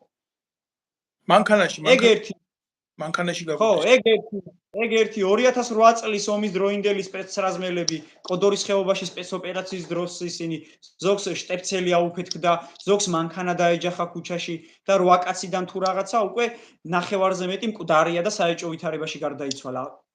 კაცი მოდიოდა კასპი თბილისის მარშრუტკაში გავიცანი, რომელსაც ვუყვები რომ მეთქი ხელისუფლება როგორც კი მოვიდა ქართული უთნება როდესაც მოვიდა ხელისუფლებაში რუსულ მხარეს გადასცეს ქართველი ჯარისკაცების სიები და კაცს გაეცინა და ამოიღო ტელეფონი და სკრინშოტით მაჩვენა თავისი სახელი და გვარი, რომელიც იყო 2008 წლის დროს მონაწილე იმ ომის და ასევე იყო სპეცრაზმელი. თავისი სახელი და გვარი მაჩვენა როგორ არის მათ ბაზაში. აი ესე გადასცეს იმას რა ქვია. ჩვეულებრივი მოღალატეები, კოლაბორაციონისტები გვიზის მთავრობაში და მელაპარაკება აქ ვიღაცა იმაზე რომ მაშინ რო ხდებოდა დღეს ასე არ ხდება. ხო, სადარბაზოსთან რომ მოვდიოდი და ხალხი რო ხდებოდა და შიშით ამოვდიოდი და შიშით გავდიოდი და მე ღამე საერთოდ არ დავდიოდი. თურმე ეგეც ის ყოფილა. მოტოციკლებზე რო ტროსებს გვიჭრიდნენ და გვიზიანებდნენ ტექნიკას, ეგეც ტყუილი ყოფილა. რა ვიცი, აი თქვენ შეადარეთ ახლა მაშინ რა ხდებოდა და როგორ ხდებოდა. იმიტომ შევცვალეთ ის მოძალადე რეჟიმი, რომ აღარ გვინდოდა ეგეთი და რა მივიღეთ, უარესი მივიღეთ. და კასპში მაგალითად საკრებულოს ხდომაზე საკრებულოს თავმჯდომარის მოადგილემ ხელი დამარტყა, ფიზიკურად იძალადეს და ასევე კიდე საკრებულოს აპარატის იმან რა ქვია, ხელმძღვანელმა რომლებსაც ბრალი წაუყენა პროკურატურამ, გორის პროკურატურამ და 5000 ლარიანი გირაოთი გამოვიდნენ. ნუ რავი, ახლა ჩემზე კარგად გამოსულა. თქვენი ოპტიმისტი დედაც მოუტყან რა. სადიზდები. არა, რას ამბობენ იცი? აი, იცი რა არის? კი ოცნება არ არის კარგი მეგანა ეგენი მომწონს, მაგრამ აბა ვინ უნდა მოვიდეს კოალიციურ მართლობაზეც არაფერის მიშას დროსაც ასე ამბობდნენ, რომ აი მიშა რო გაუშვათ ვინ უნდა მოვიდეს და რა ვიცი მართლა ჩვენი ყოფისა და ჩვენი ქვეყნის დედაცვალი ირაკლი ბიზნესზე ადიგაზე უკეთესი არავინ არ არის რა. ერთ ცნობილ ფრაზას შევახსენებ მაგ მოტივაციის ავტორს. შეუცვლელი არავინ არ აქვს, არ არსებობს. ეს არის მათი საყვარელი ფრაზა. როცა ადამიანებს აუბედურებდნენ, შეუცვლელი არავინ არ არსებობს. მიფიქრონ ამაზე რა. და ახლა რაც შეეხება ყველაზე მეტად ალბათ ყველაზე მძიმე საკითხი რაც არის ყველაზე მძიმე ტატამელი დედაშენია, ტატამელი. არ მესმის. არა, იქ ვიღაცამ დააკომენტარა რა, ტატამელია ეს ახალგაზრდაო, ტატამელი შენახარ ბიჭო. ტატამელი დედამისია. ხო და რა მინდა იცი რომ თქვა, აი ყველაზე მეტად მტკივა. კასპი არის ის ადგილი, როქში დათო კასპი არის ის რაიონი, სადაც გიორგი სააკაძე, გიორგი მაზნიაშვილი, დავით გურამიშვილი, მიხეილ ივანე ჯავახიშვილი, სოფელი ხოვლიდან, აი ესეთი ადამიანები ცხოვრობდნენ და ტატამელი აი შენ სადაც ცხოვრობ. მაიმას არ ვაკადრებ, უბრალოდ შენი ოჯახია ტატამი თორე. შენ შეიძლება, რავი, გურიაში, აჭარაში, სამეგრელოში ცხოვრობ და ჩვენს კუთხეებს და ქალაქებს შეურაცხყოფას ვერ მივაყენებ, არც მაქვს ამის უფლება და შენაირ უზრდელებს კიდე ყოფნით იმდენი უფლება, რომ კასპზე ეგილაპარაკონ, შიდა ქართლის გულზე, სადაც ბევრი რამე წყდებოდა. აი ვიცი, მე ხა შენზე კარგ პასუხს მაგნა ბიჭვას ვერ დაუბრუნებ და რისი თქმა მინდა, იცი? არ შეიძლება ყველაფრის კარიკატურულ მდგომარეობამდე მიყვანა. კარიკატურული მდგომარეობა რა, იცი? აი, როდესაც პროპაგანდა ამუშავებს თემას რა. ვიღაცას ტატამას უძახის, ვიღაცას იმას უძახის, რა ქვია, ეკაყუშიტაშვილს უძახის.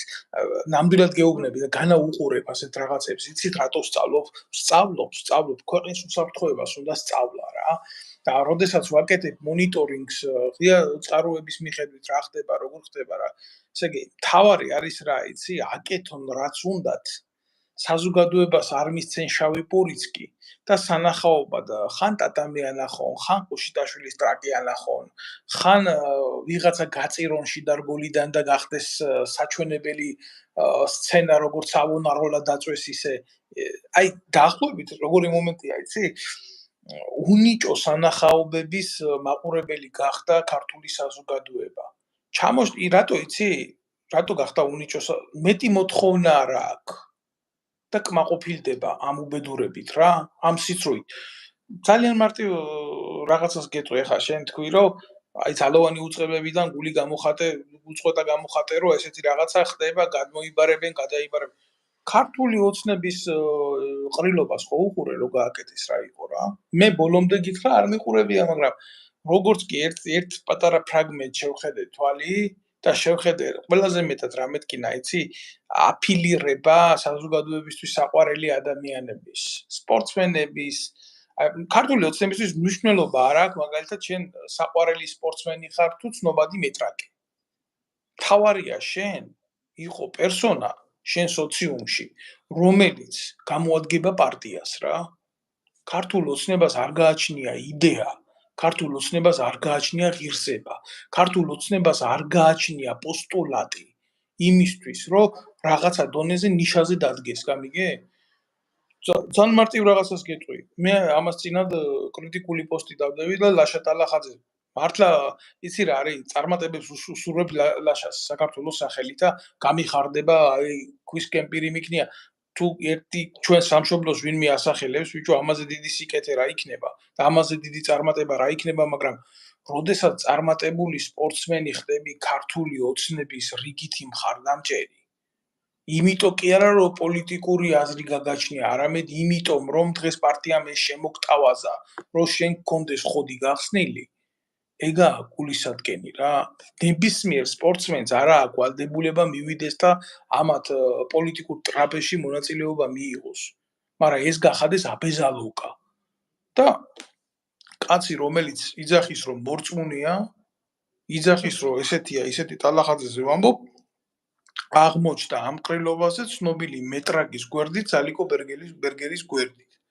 ბუნებრივია, ბიჭო, დაისმება ეს შეკითხვები მაგის დედავატირე რა, სადღობ. რატო მორწმუნე ადამიანები კიდე კაზინოებს არ უკეთებენ რეკლამას რა და გადახედონ თავიანთ რეკლამას. აი, გულახდილად გეტყვი, ირაკლი, მე დეტალურად შემიძლია მაგ თემაზე მე არაერთხელ ვისაუბრე და ამას იმიტომ კი არ ვლაპარაკობ დღეს რომ ლაშა ტალახაძეს მივაყენო ჩრდილი. არა, ამას იმიტომ ვლაპარაკობ, რომ როგორ შეიძლება ერისთვის ძვირფასი ადამიანები ასე გააუფერულო რა. დატოვე ის ლაშა ტალახაძე ბიჭო იქ სადაც არის. დატოვე რას მოგიტან შენ ლაშა ტალახაძის მიკერება პოლიტიკურ იმაში რგოლში. აი კაცურად მითხა ხო არაფერს არ მიცემდა ქართულ ოცნებას ახლა იმას რომ რა ლაშა ტალახაძე არ მისულიყო მაგათ პოლიტიკურ არ დაევალდებულებიათ. მაგას რო კითხო შეიძლება თავისინებით მივიდა იქ, მაგრამ ჩვენ ხო ვიცით როგორ ხდება ეს მიუნხენის მეთოდით ხალხის დავერბოკება და აფილირება მერე საკუთარ პოლიტიკურ ტანში. არა, ქართულმა ოცნებამ ამას ხელი მოაწერა. ქართულმა ოცნებამ ეს იკადრა და რაქნა იცი იქ ბევრი გახწნილი ადამიანი იყო რა და დარწმუნებული ვარ რომ ლაშა ტალახაძე ყველაზე სუფთა ადამიანი იყო უბრალოდ თავისი სიბრიყვით მოუვიდა ეს და იცის კიდე რითი მოვიდა მე გავაკრიტიკე რატო იცი როდესაც ადამიანი შეიძლება გახდეს სოფლიო ჩემპიონი როდესაც იცი შენი დისციპლინა როდესაც იცი სპორტული გეგმის მიხედვით როგორ მიხვდეს სიმაღლეზე უნდა იყო მაშინ პასუხისმგებლობა იმ ადამიანების მიმართ ვინც 200 ლარი მიცა პენსიონერებს გამიგე და 10000 ლარი თვითონ დაინიშნა პარლამენტში და ვიცი რომ ეს დამტკივნეულია როცა მე მისი მიმართულებით ვლაპარაკობ მაგრამ როცა ამას ვლაპარაკობ ეს არ ეხება მარტო ტალახაძეს რა იცი რა უდგათ მთელი რიგი უდგათ არ ვიცი ახლა შენ წაგიკითხია თუ არ წაგიკითხია ჯორჯ ორველის პოლიტიკური საგა ესეთი ბესტსელერი რა 1984 საგა მომაწოდე გესმის მესმის აი იქ არის აღწერილი ხო აი შენ ყოჩა მაგაგაკ რა ჩემი სამაგიდო ციგნი იყო სანამ საქართველოს დავტოვებდი ვისაც არ წაუკითხია მინდა ვთხოვო რომ წაიკითხოს იმიტომ რომ დაინახავს თავის რეალურ მდგომარეობას მაგ ყველაფერში რა ესა უმძიმესი ნაწარმოები ჩვენი ყოფის და ჩვენი რეალობის სადაც ყველას უშვებს და შპიონობს და მამაძაღლობს და გაიგე ისო შენო მეგრულ ენას რო დასინიო და ირაკლი ბეკუას ერთი პასუხი გაგვეციო ვინ წერს ამას ზურაბი ვიღაც რა ვიცი ზურაბი ეს სეპარატისტი იქნება იმათი გუნდი ხო აი თუნდაც კარგი მე ხარ ვაპირებდი ამ ეთერში მაგაზე საუბარს მაგრამ მინდა პირველ რიგში მინდა დიდი სიყვარული გამოვხატო იმ კუთხის მიმართ, რომელიც ყოველთვის იდგა საქართველოს გვერდით, იდგა განსაკუთრებულად და წარმოადგენს საქართველოს განსაკუთრებულად. მაგრამ ადამიანები, რომლებიც ასე იმალებიან ზურაბის, ჯუჯუჯუჯუ, მუჭუჭუჭუჭუს გვერდზე, ტელევიზია მუტუს გვერდზე, მე გავარკვევ მარტვილის ტელევიზია ყოფილა მუტუ. ხო. და კიდე ესეთი ქოლგის ქვეშ იმალებიან, რომელიც ითხოვენ სამეგრელოს დამოუკიდებლობის აქტს, სახელმწიფოებრიობის აღდგენას, ადამიანები, რომლებიც ამბობენ, რომ თითქოს სეპარატიზმი მაინდამაინც დიდი ცოდვა არ არის და დასაშვებიც კი ახანდახან, ადამიანები, რომლებიც ქართველებს უძახიან ოკუპანტებს, შეურაცხყოფას გაყენებთ კი არა, თქვენი დედა შევეცი. თქვენი დებილი დედა მოტყა, რაც საქართველოსდან წამოვედი, მის მერე ამოიღეთ, ხმა თუ არა დაწყებული უშიშროების სამინისტროდან დამთავრებული ნებისმიერ უმაღლეს ჩინოვნიკამდე დედას მოუტყნავდი, თუ თქვენს ადგილს არ მიგიჩენდათ საქართველოში რო ვიყო ამ წუთას. და ვისმენ ბიჭო ამათ იდიოტობას, სეპარატისტულ მიმართულებას და თურმე ევროპული ღირებულებების დაცვა ყოფილა ეს ყველაფერი. ოკუპანტებს გვიძახის საქართველოში ქართველებს გვიძახის ოკუპანტებს ვიღაცა გამოყლევებული და შეურაცხყოფას ვაყენებ კი არა არ მინდოდა ენაწამებიცა თქვენი დედა თქვენ მეგრელები არ ახართ არავინ არ მიაყენოს მეგრელებს შეურაცხყოფა რომ თქვენ მეგრელები დაგიძახოთ თქვენ ახართ სამეგრელოში დამალული ნაბოზრები, რომლებიც აკეთებთ რუსული დაზვერვის გეგმას. აბსოლუტურად არძიმბას თამომავლები არიან რა. ეს ვინ არის ეს კიდე გამოყლევებული ვიღაცა ირაკლი ბუკი ამის დებილი დედა შევეცი. ახლა თუ მიყურებს დაჭრას ეს ვიდეო და შეტანოს დედამის უკანალში. ჯერ ვინ აძლევს ბიჭო ამას დაფინანსებას იმის გულისთვის ტელევიზიები აკეთოს მეგრული ენი ტელევიზიები. ახლა ვიტყვი ერთ სათქმეს რა სანამდე ამ თემაზე გავაგრძელებდე ლაპარაკს რა. მეგრული და სვანური ენა არის დამოუკიდებელი ენები, ნამდვილად ენები არის ესენი. ოდითგანვე იყო წინა ქართველური ენები და მე ახლა ფონეტიკურ სიღრმეებში არ შევალ და ლინგვისტურ სიღრმეებში არ შევალ, რა უნდა უპასუხო ბიჭო ამგენს იმაზე უკეთესად ლევან ღვინჯილიამ რო უპასუხა ენათ მეცნიერმა და მე იმას დაარქვეს ნამეგრელარი ქართველი და ახლა უშიშროების სამსახური დუმს აგერ ბატიაშვილმა გააკეთა განცხადება ესა უშიშროების მინისტრის მოადგილეა პირველი მოადგილეა რომ ისაო ჩვენო ვიცითო ქვეყანაშიო ვინ არიანო აგენტებიო მაგრამ სახელმწიფო უშიშროების სამსახურის მთავარ ამოცანას და საბრძოლო ალგორითმასო არ წარმოადგენს ქვეყანაში აგენტების დაკავებაო ჩვენო კონცერტებს არ ვდგამთ მე ამის დებილი დედა შევეცი საქართველოში რო ვიყავი ბიჭო შევისწავლი ამ ბატიაშვილის საქმე და ცოლი უამრავი კარტის მფლობელი და თანხები რაღაცა კოლოსალური ზედ სავაჭრო ფართები უცხოური მანქანები და ეხლა რა უნდა გული უნდა დამწყდეს მე ამ სეპარატისტ მოღალატეთა ჯგუფზე მე ამაზე კი არ უნდა დამწყდეს გული მე ამ ბატიაშვილზე უნდა დამწყდეს გული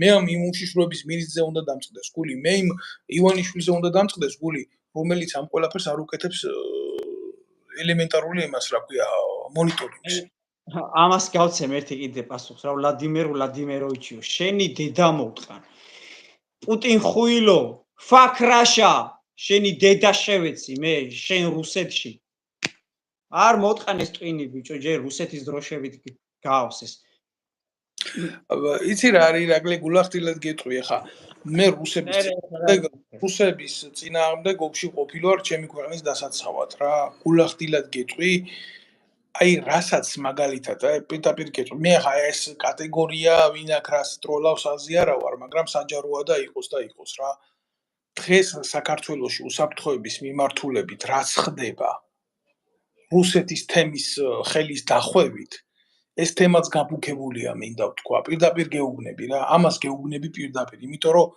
ჩვენი ქვეყნის გეოპოლიტიკურ მდგომარეობაში ასეთი თამაში უსაფრთხოებაზე არ შეიძლება ძმაო მაგრამ ამის მონიტორინგი იცი ვინ უნდა გააკეთოს ამის მონიტორინგი უნდა გააკეთოს ისეთმა ადამიანებმა ვინც არიან პროფესიონალები გაყრილია სახელმწიფო უსაფრთხოებიდან ძმაო ყველა პროფესიონალი ახლა მაგერ ფაქრაშაო კი არა რო უძახი აგერ გეუბნება რა ვიღაცა ბუკია და გეუბნება ვიღაცა ღვინჯილია რო ისაო რა ქვია დედამოწყრული შენო მეო მინდაო სამეგრელოს ის მინდაო რა ქვია სახელმწიფოებრიობის აღდგენა მინდაო რას ეუბნები პასუხს ვერცემ სახელმწიფოებრივად, სამართლებრივად ასეთ ადამიანებს შეხედეო ევროპაში რა ხდებაო, მულტიკულტურული ღირებულებების დაცვა მიდისო, ერთი ჩადი ბასკეთში, ესპანეთში და ნახე ბასკებს რას უშვებიან იმის გულისთვის, რომ სახელმწიფოებრიობის აღდგენა უნდათ. ცენტრალური ხელისუფლება, აპატიე, ცენტრალური ხელისუფლება უგზავნის სპეცნაზს და თავზე ამხობენ ყველაფერს იქ. ეს არის რეალობა, ჩემო ძმაო. ეს არის ევროპა. მით უმეტეს შენ ალბათ კარგად იცი, რომ ესპანეთი არის ძალიან ლიბერალური ქვეყანა. ძალიან ლიბერალური ქვეყანაა, რომელსაც მართლა დაცულია ადამიანის უფლებები და ყველანაირი მიმართულება, მაგრამ როდესაც ესპანეთი უყურებს თავის სახელმწიფოებრივი გრევის საფრთხეს, ცენტრალური ხელისუფლება აგზავნის სპეციალურ დანაყოფს და დედას უტყნავენ ყველას. ბიჭო, მე რა მიკვირს იცი? ბავშვებმა მეგრული არ იციანო, კაცო და სკოლაში ასწავლეთო. თქვენ ოჯახებში იზრდებიან თქვენი შვილები და მეგრული სწავლას რაღა უნდა, რავი. საზღვარგარეთ რო ვიყო ეხლა მე სიტყვაზე, შენი შვილი ერთი ხომან დაიბადა საფრანგეთში. და ქართული ენის სწავლა იმას მოსთხოვე, მაკროს მოსთხოვე თუ ლეპენს მოსთხოვე. და მაგათმაც დაგინიშნეს მასწავლებელი და ქართული ენა რა ვიცი. ეხლა ხო არ ვადარებ ეხლა იქ ქართულ ენას, აქ მეგრული სიტყვაზე ქართული გასაგებია, მაგრამ არიციანო მეგრულიო, კაცო. ასწავლეთ მე თქვენს ოჯახში იზრდებიან ეგ ბავშვები და სანამ ბაღში მიიყვანთ, მანამდე შეგიძლიათ მეგრულად ელაპარაკოთ. რატომ არ ელაპარაკებით? თუ კი თქვენ არა გაქვთ მხედველობაში და გუნებაში ის რომ მომავალში სახელმწიფოებრიობასაც მოითხოვთ. რეგიონალური სტატუსი. რა რეგიონალური სტატუსი? მაშინ მე ბოდიში მე მაქსიღრმეებში ვერ შევალ ეხლა ამ წუთას, მაგრამ რა რიცი, კარგად უთხრა მაგათ გამსახურდიამ რა, კონსტანტინე გამსახურდიამ უთხრა ჯერ აფსუებს რა. იმ ერისო ენის დედავატირეო, რომლის ენის ერის დამწერლობის შემქმნელი ცოცხალი არისო რა. ვიცი, ხო, მაგარია. მეგრულ ენას რო იყენებენ საკუთარი დესტრუქციული ქმედებებისთვის, ეს ნაბოზრები ესენი. ჩვენს უსაყვარლეს კულტურას რო იყენებენ, ძირწველ ქართველურ კულტურას და ჩვენ ქართველებს ვიძახიან ქორთუებს, ბიჭო ეს ნაბოზრები. როგორ შეიძლება მეგრელი და ქართველი ერთმანეთისგან გააჭაღოთ, თუ მიყურებს ვინმე ღირსეული კუთხიშვილი, ვინცა მეგრელი, ხო? იმას ალბათ ყველაზე მეტად შეურაცხყოფად მიაჩნია ის, რომ შენ გაყო ეს ორი მცნება, ქართველი და მეგრელი. კუთხია ჩვეულებრივ როგორ შეიძლება მასე გინახია შენ სვანებში სეპარატიზმი არასოდეს არ მინახია რა რომ სვანს ქონოდეს ისეთი განცდა ან სვანებში იყოს ესეთი რაღაცა რომ აი ჩვენ ცალკე სახელმწიფო გვინდა და ცალკე მით უმეტეს იმისა შენ კარგად იცი როგორც კოლხებს ისე სვანებს ტრაბონი იხსენიებს ჯერ კიდევ როდიდან პირველი საუკუნიდან ესენი იყო ტომობრივი ენებიც მაო არავის გული არ დაწყდეს მაგრამ მასე მაგნაირი ენები მე არ ვადარებ სვანების კულტურას და ლაზების და მეგრელების კულტურას აფრიკული ტომების კულტურას მაგრამ ანალოგიური იქაც არის ენები მაგრამ დამწერლობა არა აქვს საქართველოში დაწინაურებული კულტურა ეს იყო და არის და დარჩება ყოველთვის ქართული კულტურა და იმ სვანეთშიც და იმ სამეგრელოშიც ინახება ქართული კულტურის უდიდესი შედევრები როგორიც არის ბიბლია, სახარებები და ასე შემდეგ და რელიქვიები ჩვენი რწმენის ერთიანობის აღა მე აუხსნა ამდენ იდიოტს რა ერთიანებს ერის სიმბოლიკებს რა ხასიათი აქვს ერს რა გეოფიზიოლოგიური მოცემულობა მე ამათთან დიალოგში რო შევიდე დედას გეფიცები ეს იქნება მათთვის ძალიან სერიოზული პრივილეგია მე ამ იდიოტებს დუელის ღირსად არ ვცნობ ცნობისთვის რო იცოდი მე უბრალოდ გული მტკივა რომ უყურებ უცხო ქვეყნის საგარეო დაზვერვის დესტრუქციას ჩემს ქვეყანაში და მწუხარ რომ ამაზე არ არის რეაგირება რა უყვა დაუჯდი აქედან და შენ მეგრელებს შეურა მეგრელებს არა შენი დედა შევეცი ეგენი არ არიან მეგრელები ეგენი არც ქართველები არ არიან სამეგრელოში მცხოვრები ქვეყნის მტრები არიან რომლებიც ქართველებს გვიძახიან ოკუპანტებს და გამოვიდეს ერთის პროჭიაშვილი როა ეს ვიღაცა ირაკლი ბუკია და ეგ რო დამდგარა და ამონტაჟებს ამ ვიდეოებს ხან ნახალკასმტენის და ხან ნახალკასმტენის რა ხან ის არ მოწონს ამის ლექსი არ მოწონს ხან იმის ლექსი არ მოწონს ქართული ლიტერატურიდან და ასე შემდეგ ესენი ვინ არიან როგორ შეიძლება ყველაფერი დაიყვანო არა იცი რა არის ეს არ არის მათი ბრალი რა ეს არის ცენტრალური ხელისუფლების ბრალი ეს არის სერიოზული პრობლემა პრობლემა რა არის იცი კიდე აი ეს კუთხურობა უნდა მოისპოს რა. ქართველებს ყველაზე კარგად ესმით მათი ქართველობის ამბავი. არც ერთი ქართველი არ იტყვის იმას, რომ აი რო ეტყვი, რომ საიდან ხარ, არ გეტყვის, რომ ქართლიდან ვარ. პირდაპირ გეტყვის რა, კასპიდან ვარ, ხაშურიდან, გორიდან ვარ, ან ქარელიდან. ბიჭო, ეტყვი ვიღაცა საიდან ხარ და სამეგრელოდან ვარ, სვანეთიდან ვარ, კახეთიდან ვარ. ვინ გეკითხება რეგიონალურად, კაცო, საიდან ხარ, მითხარი, თელავიდან ვარ, მესტიიდან ვარ. რას ქვია, იქიდან ვარ, აქედან ვარ. ანუ რა პრივილეგიაა ეხლა, რომ ვიღაც მეტყვის, რომ მე სამეგრელოდან ვარ. რა, ჩემზე მაგარი რითია, კაცო. აი ეს კუთხურობა გუპავს, კაცო. და მეფეების დროსაც ესე იყო, რომ ის იმას არ ეხმარებოდა, ის იმას წაკიდებული იყო, მე გაიქცეოდა იმ სამეფოში. მოდი რა, ყველამ იქართველოს, ვისაც შეუძლია ქართველობა. და სეპარატისტობას კიდე თავი დაანებო, შენს ვიდეოში რო არის ერთი ის, რა ქვია, იდიოტი რო ამბობს. მეგრელები გააქართველესო, კაცო. თან წუხარებით ამბობს რა, დამწუხრებული ამბობს, რომ გაქართველდნენო და აიო ენა აღარ იციანო ბავშვებმაო. ვინ დაუშალა კაცო ასწავლე, შენს ოჯახში იზრდება, შენ საკვანში, შენ რა ვიცი, მე ხო არ მოვედი და ხო არ მივაფარე ყურებთან რაღაცა, რომ მეგრული იავნანა არ მოესმინა. რავი, უმღერე, ელაპარაკე. ჯერ ერთი ირაკლი რა არის, იცი? ჯერ ერთი მე როგორც ქართველი მე ვთვლი, რომ მე მეგრულიც უნდა მესმოდეს და სვანურიც უნდა მესმოდეს. როგორც ქართველი მე ამას ვთვლი ამას ჩემს ვალდებულებად. რამდენად შევძელი ეს სხვა თემაა ლინგვისტურ დონეზე, მაგრამ მე მეგრულიც მესმის და სვანურიც მესმის. თუ ვინმე საინტერესებს რა ეს თემა და ეხლა რა ინტერნაციონალიც ახლა შენს დედასაც შევეცი, მართლა უცხოეთის აგენტი ხარ რა. აჭარელი ვარ და აისა ვარ და რა პრივილეგიაა მე მაგას რომ ამბობ, თქვი რა, რო ხარ ბათუმიდან, ხულოდან, ქობულეთიდან, თუმცა ქობულეთელები აჭარლად არ თვლიან თავს და ისედაც ამბობენ ქობულეთიდან ვარ. არა, ეს ერთი წუთი ბოდიში ხდი რა, არ მინდა თემას გავექცეთ საუბრის რა, ყველა კუთხე ძვირფასია, მაგრამ ეს ადამიანი ამბობ კი ის ბიჭო, უზრდელი ეს ისა უცხოეთის აგენტი კი არა. მე ასეთ ვირთხებს ვერ გამოვეკიდები ნამდვილად რა, მე მაგათთან დუელში არ შევდივარ.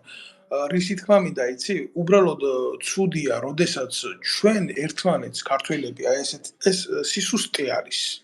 სისუსტე არის ამ ეტაპზე ჩვენ საზოგადოებაში და ეს ის მტერმა გაანალიზებულია ჩვენი მორალური მდგომარეობა ირაკლი და ზუსტად იმ წერტილში გვირთხავ სადაც ჩვენ გვტკივა ყველაზე მეტად და ზუსტად როგორც რაც მოხდა აფხაზეთში, რაც მოხდა ცხინვალში, ანალოგიური თემის და მუხტის დაკავება უნდათ დღეს ამ ნაძილებს და გამოდიან იქ და რაღაცა აი სხვა შირმით აკეთებენ ამას. მე სიღრმისეულად შესწავლილი მაქვს ყველაფერი და ამაზე მასალებიც არის იმდენი დიდი ხანი უკვე სასამართლო შეტარებული უნდა იყოს და ამათ მიჯილი უნდა კონდეთ, მაგრამ რეალურად რატო არ ხდება ეს? ესენი არიან რა კატეგორია, იცი? ესენი არიან ახალაიები. ახალაიები არა, მთლიან გვარს არ ვეხები. აი ეს ძმები პროჭები ახალაიები რო იყვნენ, მეგის ქარდავა რო იყო, იქ რო კოხტა კოდუა ყავდა და ესეთი ტიპები, რომლებიც პირდაპირ გეტყვი რა, როგორც კი სამინისტროში კარი ჩაიკეტებოდა, ეგენი ქართულადაც არ ლაპარაკობდნენ. და იყო შემთხვევა, როცა თავდაცვის სამინისტროში ვიყავ, აქ რა გინდოდა, რატომ მოდიოდიო თუ მეგრული და კომპიუტერი არ იცოდიო. აი როგორ ქონდათ სახელმწიფო უწყება გახდილი, გესმის? და ესეთი სეპარატისტული გამოვლინებები პირდაპირ გეტყვი. ეს იცის ჩვენმა მტერმა, ჩვენმა სტრატეგიულმა მტერმა და ამაზე თამაშობს. დაზვერვის სამსახური მარტო ის არ არის გითხარი მე შენ ამ ბლოგის თავში რომ შეისწავლოს მხოლოდ გარეწყაროებით რა ხდება. არა, ის შეისწავლის გარეწყაროებით, შიდაწყაროებით, აგენტურის მეშვეობით, ასე ეკონომიკური სფეროთი და სხვადასხვა მიმართულებით ფსიქომორალურ სინჯს დაგიდებს და იმის მიხედვით დაგეკმავს სტრატეგიული დაზვერვის დეპარტამენტი შენს წინააღმდეგ, შენი ერის დესტრუქციის წინააღმდეგ რა უნდა გაკეთდეს და შემდეგ გაატარებს აქციას. ეს არის ამ შემთხვევაში აქცია ქართველი ერის და ქართული სახელმწიფოების წინააღმდეგ. და ესეთი ტიპები დღეს არიან ბიძინა ივანიშვილის გვერდით, როგორც იყვნენ სააკაშვილის გვერდით და ჩვენ თანაცხოვრება გვიხდება ესეთ ანტისახელმწიფოებრივ ელემენტებთან. და მიტო ვერ ვითარდებით, მიტო ვერ მივდივართ წინ. ეს გამოხატულია, ეს სეპარატიზმი შეფუთულია და გამოხატულია ხანდახან ნეპოტიზმით. ნეპოტიზმით. სინამდვილეში უფრო სიღრმისეული მოტივებია მაგ დაკავებული. აი ამის თქმა მინდა ამაზე მე ძალიან დიდი საუბარი მინდა გავაკეთო, მაგრამ დღეს დღევანდელი ბლოგის თემა ეს არ არის რა მეგობარო. მოკლედ, ნელ-ნელა წავიყვანოთ დასასრულისკენ. კი ბატონო. აქ უკვე პირველის ნახევარია.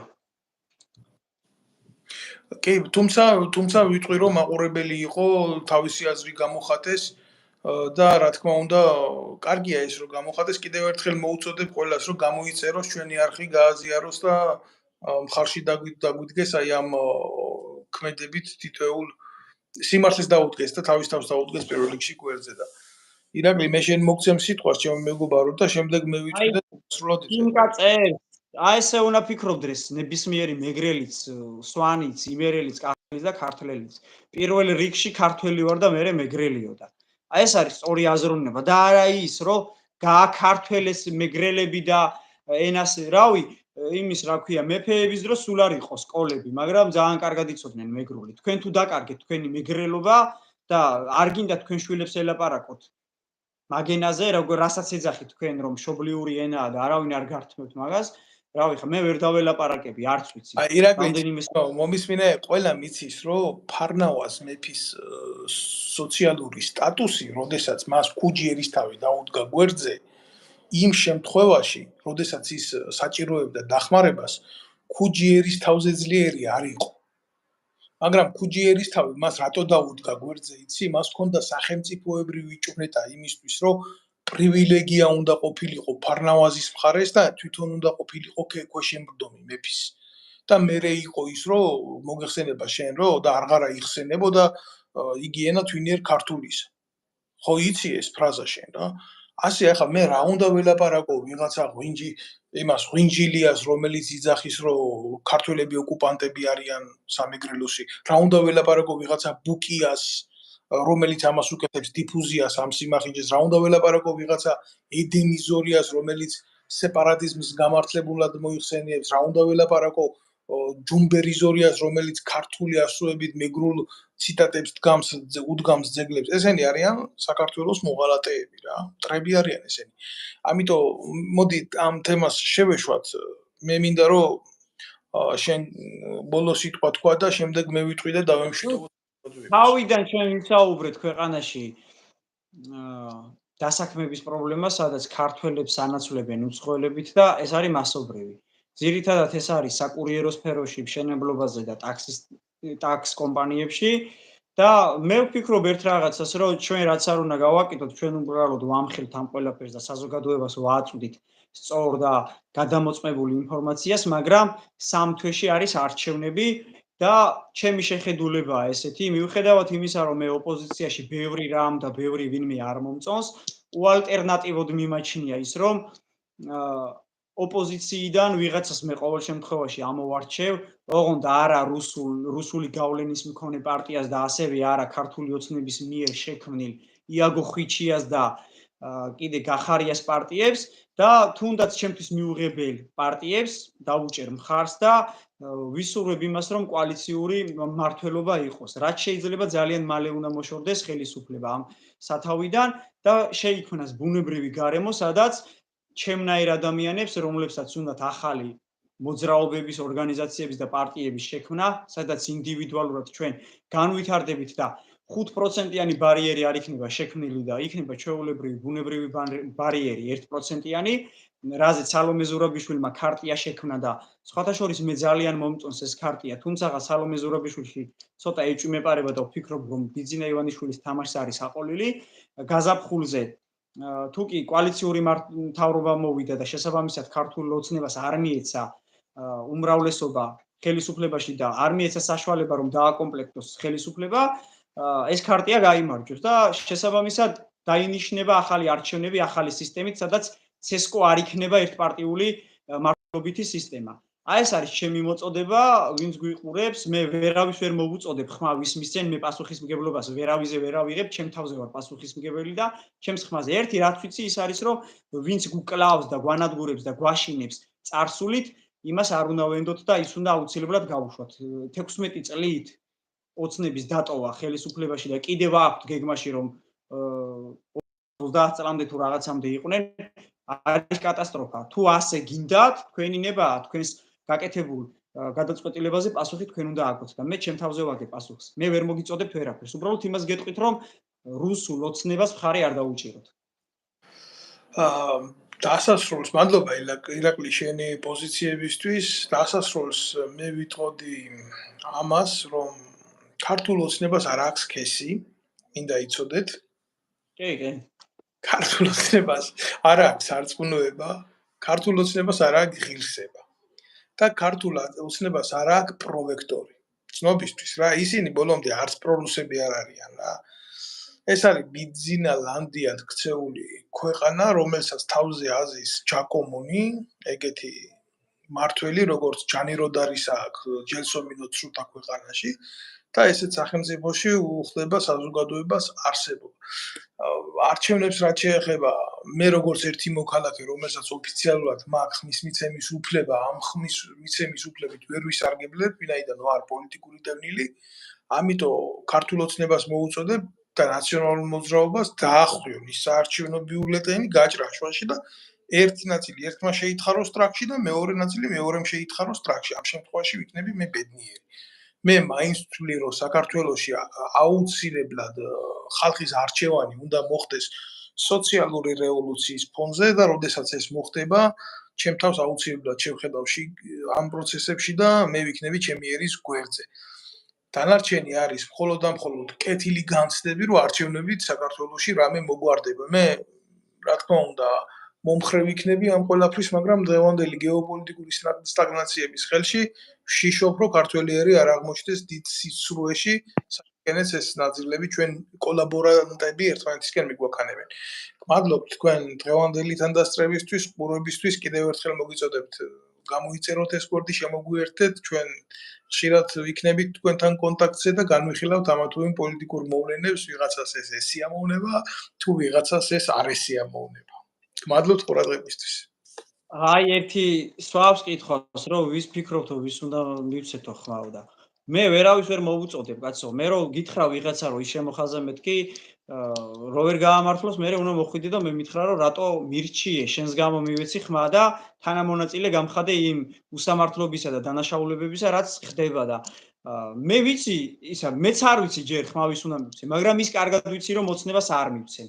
და აუცილებლად მივალ არჩევნებზე და აუცილებლად დავუჭერ ოპოზიციას რომელიღაცას მხარს. შეიძლება საუბედუროდ ისე იყოს, რომ ჩემთვის მიუღებელ კატეგორიულად მიუღებელსაც კი დავუჭირო მხარი. შემო მეგობარო, არჩევანი ყოველთვის არსებობს. ან გააკეთე ისე როგორც ირაკლი ფიქრობს, ან და მიყევი ჩემ გზას. ასე ორ ნაწილად მოახდინე ბიულეტენის გაყოფა და ერთი თხარე ნაციონალურ მოძრაობას პროქტოლოგიურ ორგანოში და მეორე თხარე ქართულ ოცნებას.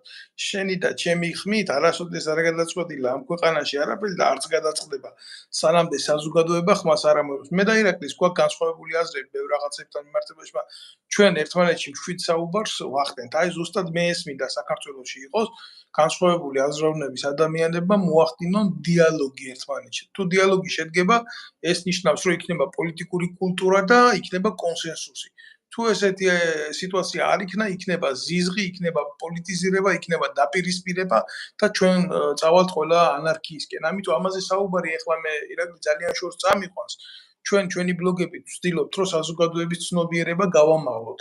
მივცეთ მას სწორი შეხედულება და ვექტორი. ამიტომ დანარჩენს აირჩევს საზოგადოება. ჩვენ არავის პირად არჩევანში არ ვერევით, როგორც ირაკლი თქვა რა. კარგი, ჩემო მეგობრებო, დაგემშვიდობებით, გისურვებთ წარმატებებს და კარგად ყოფნას. პატივისცემით საფრანგეთიდან დავით ნემსაძე. კარგად, დაგემშვიდობებით. ბედკრული საქართველოდან.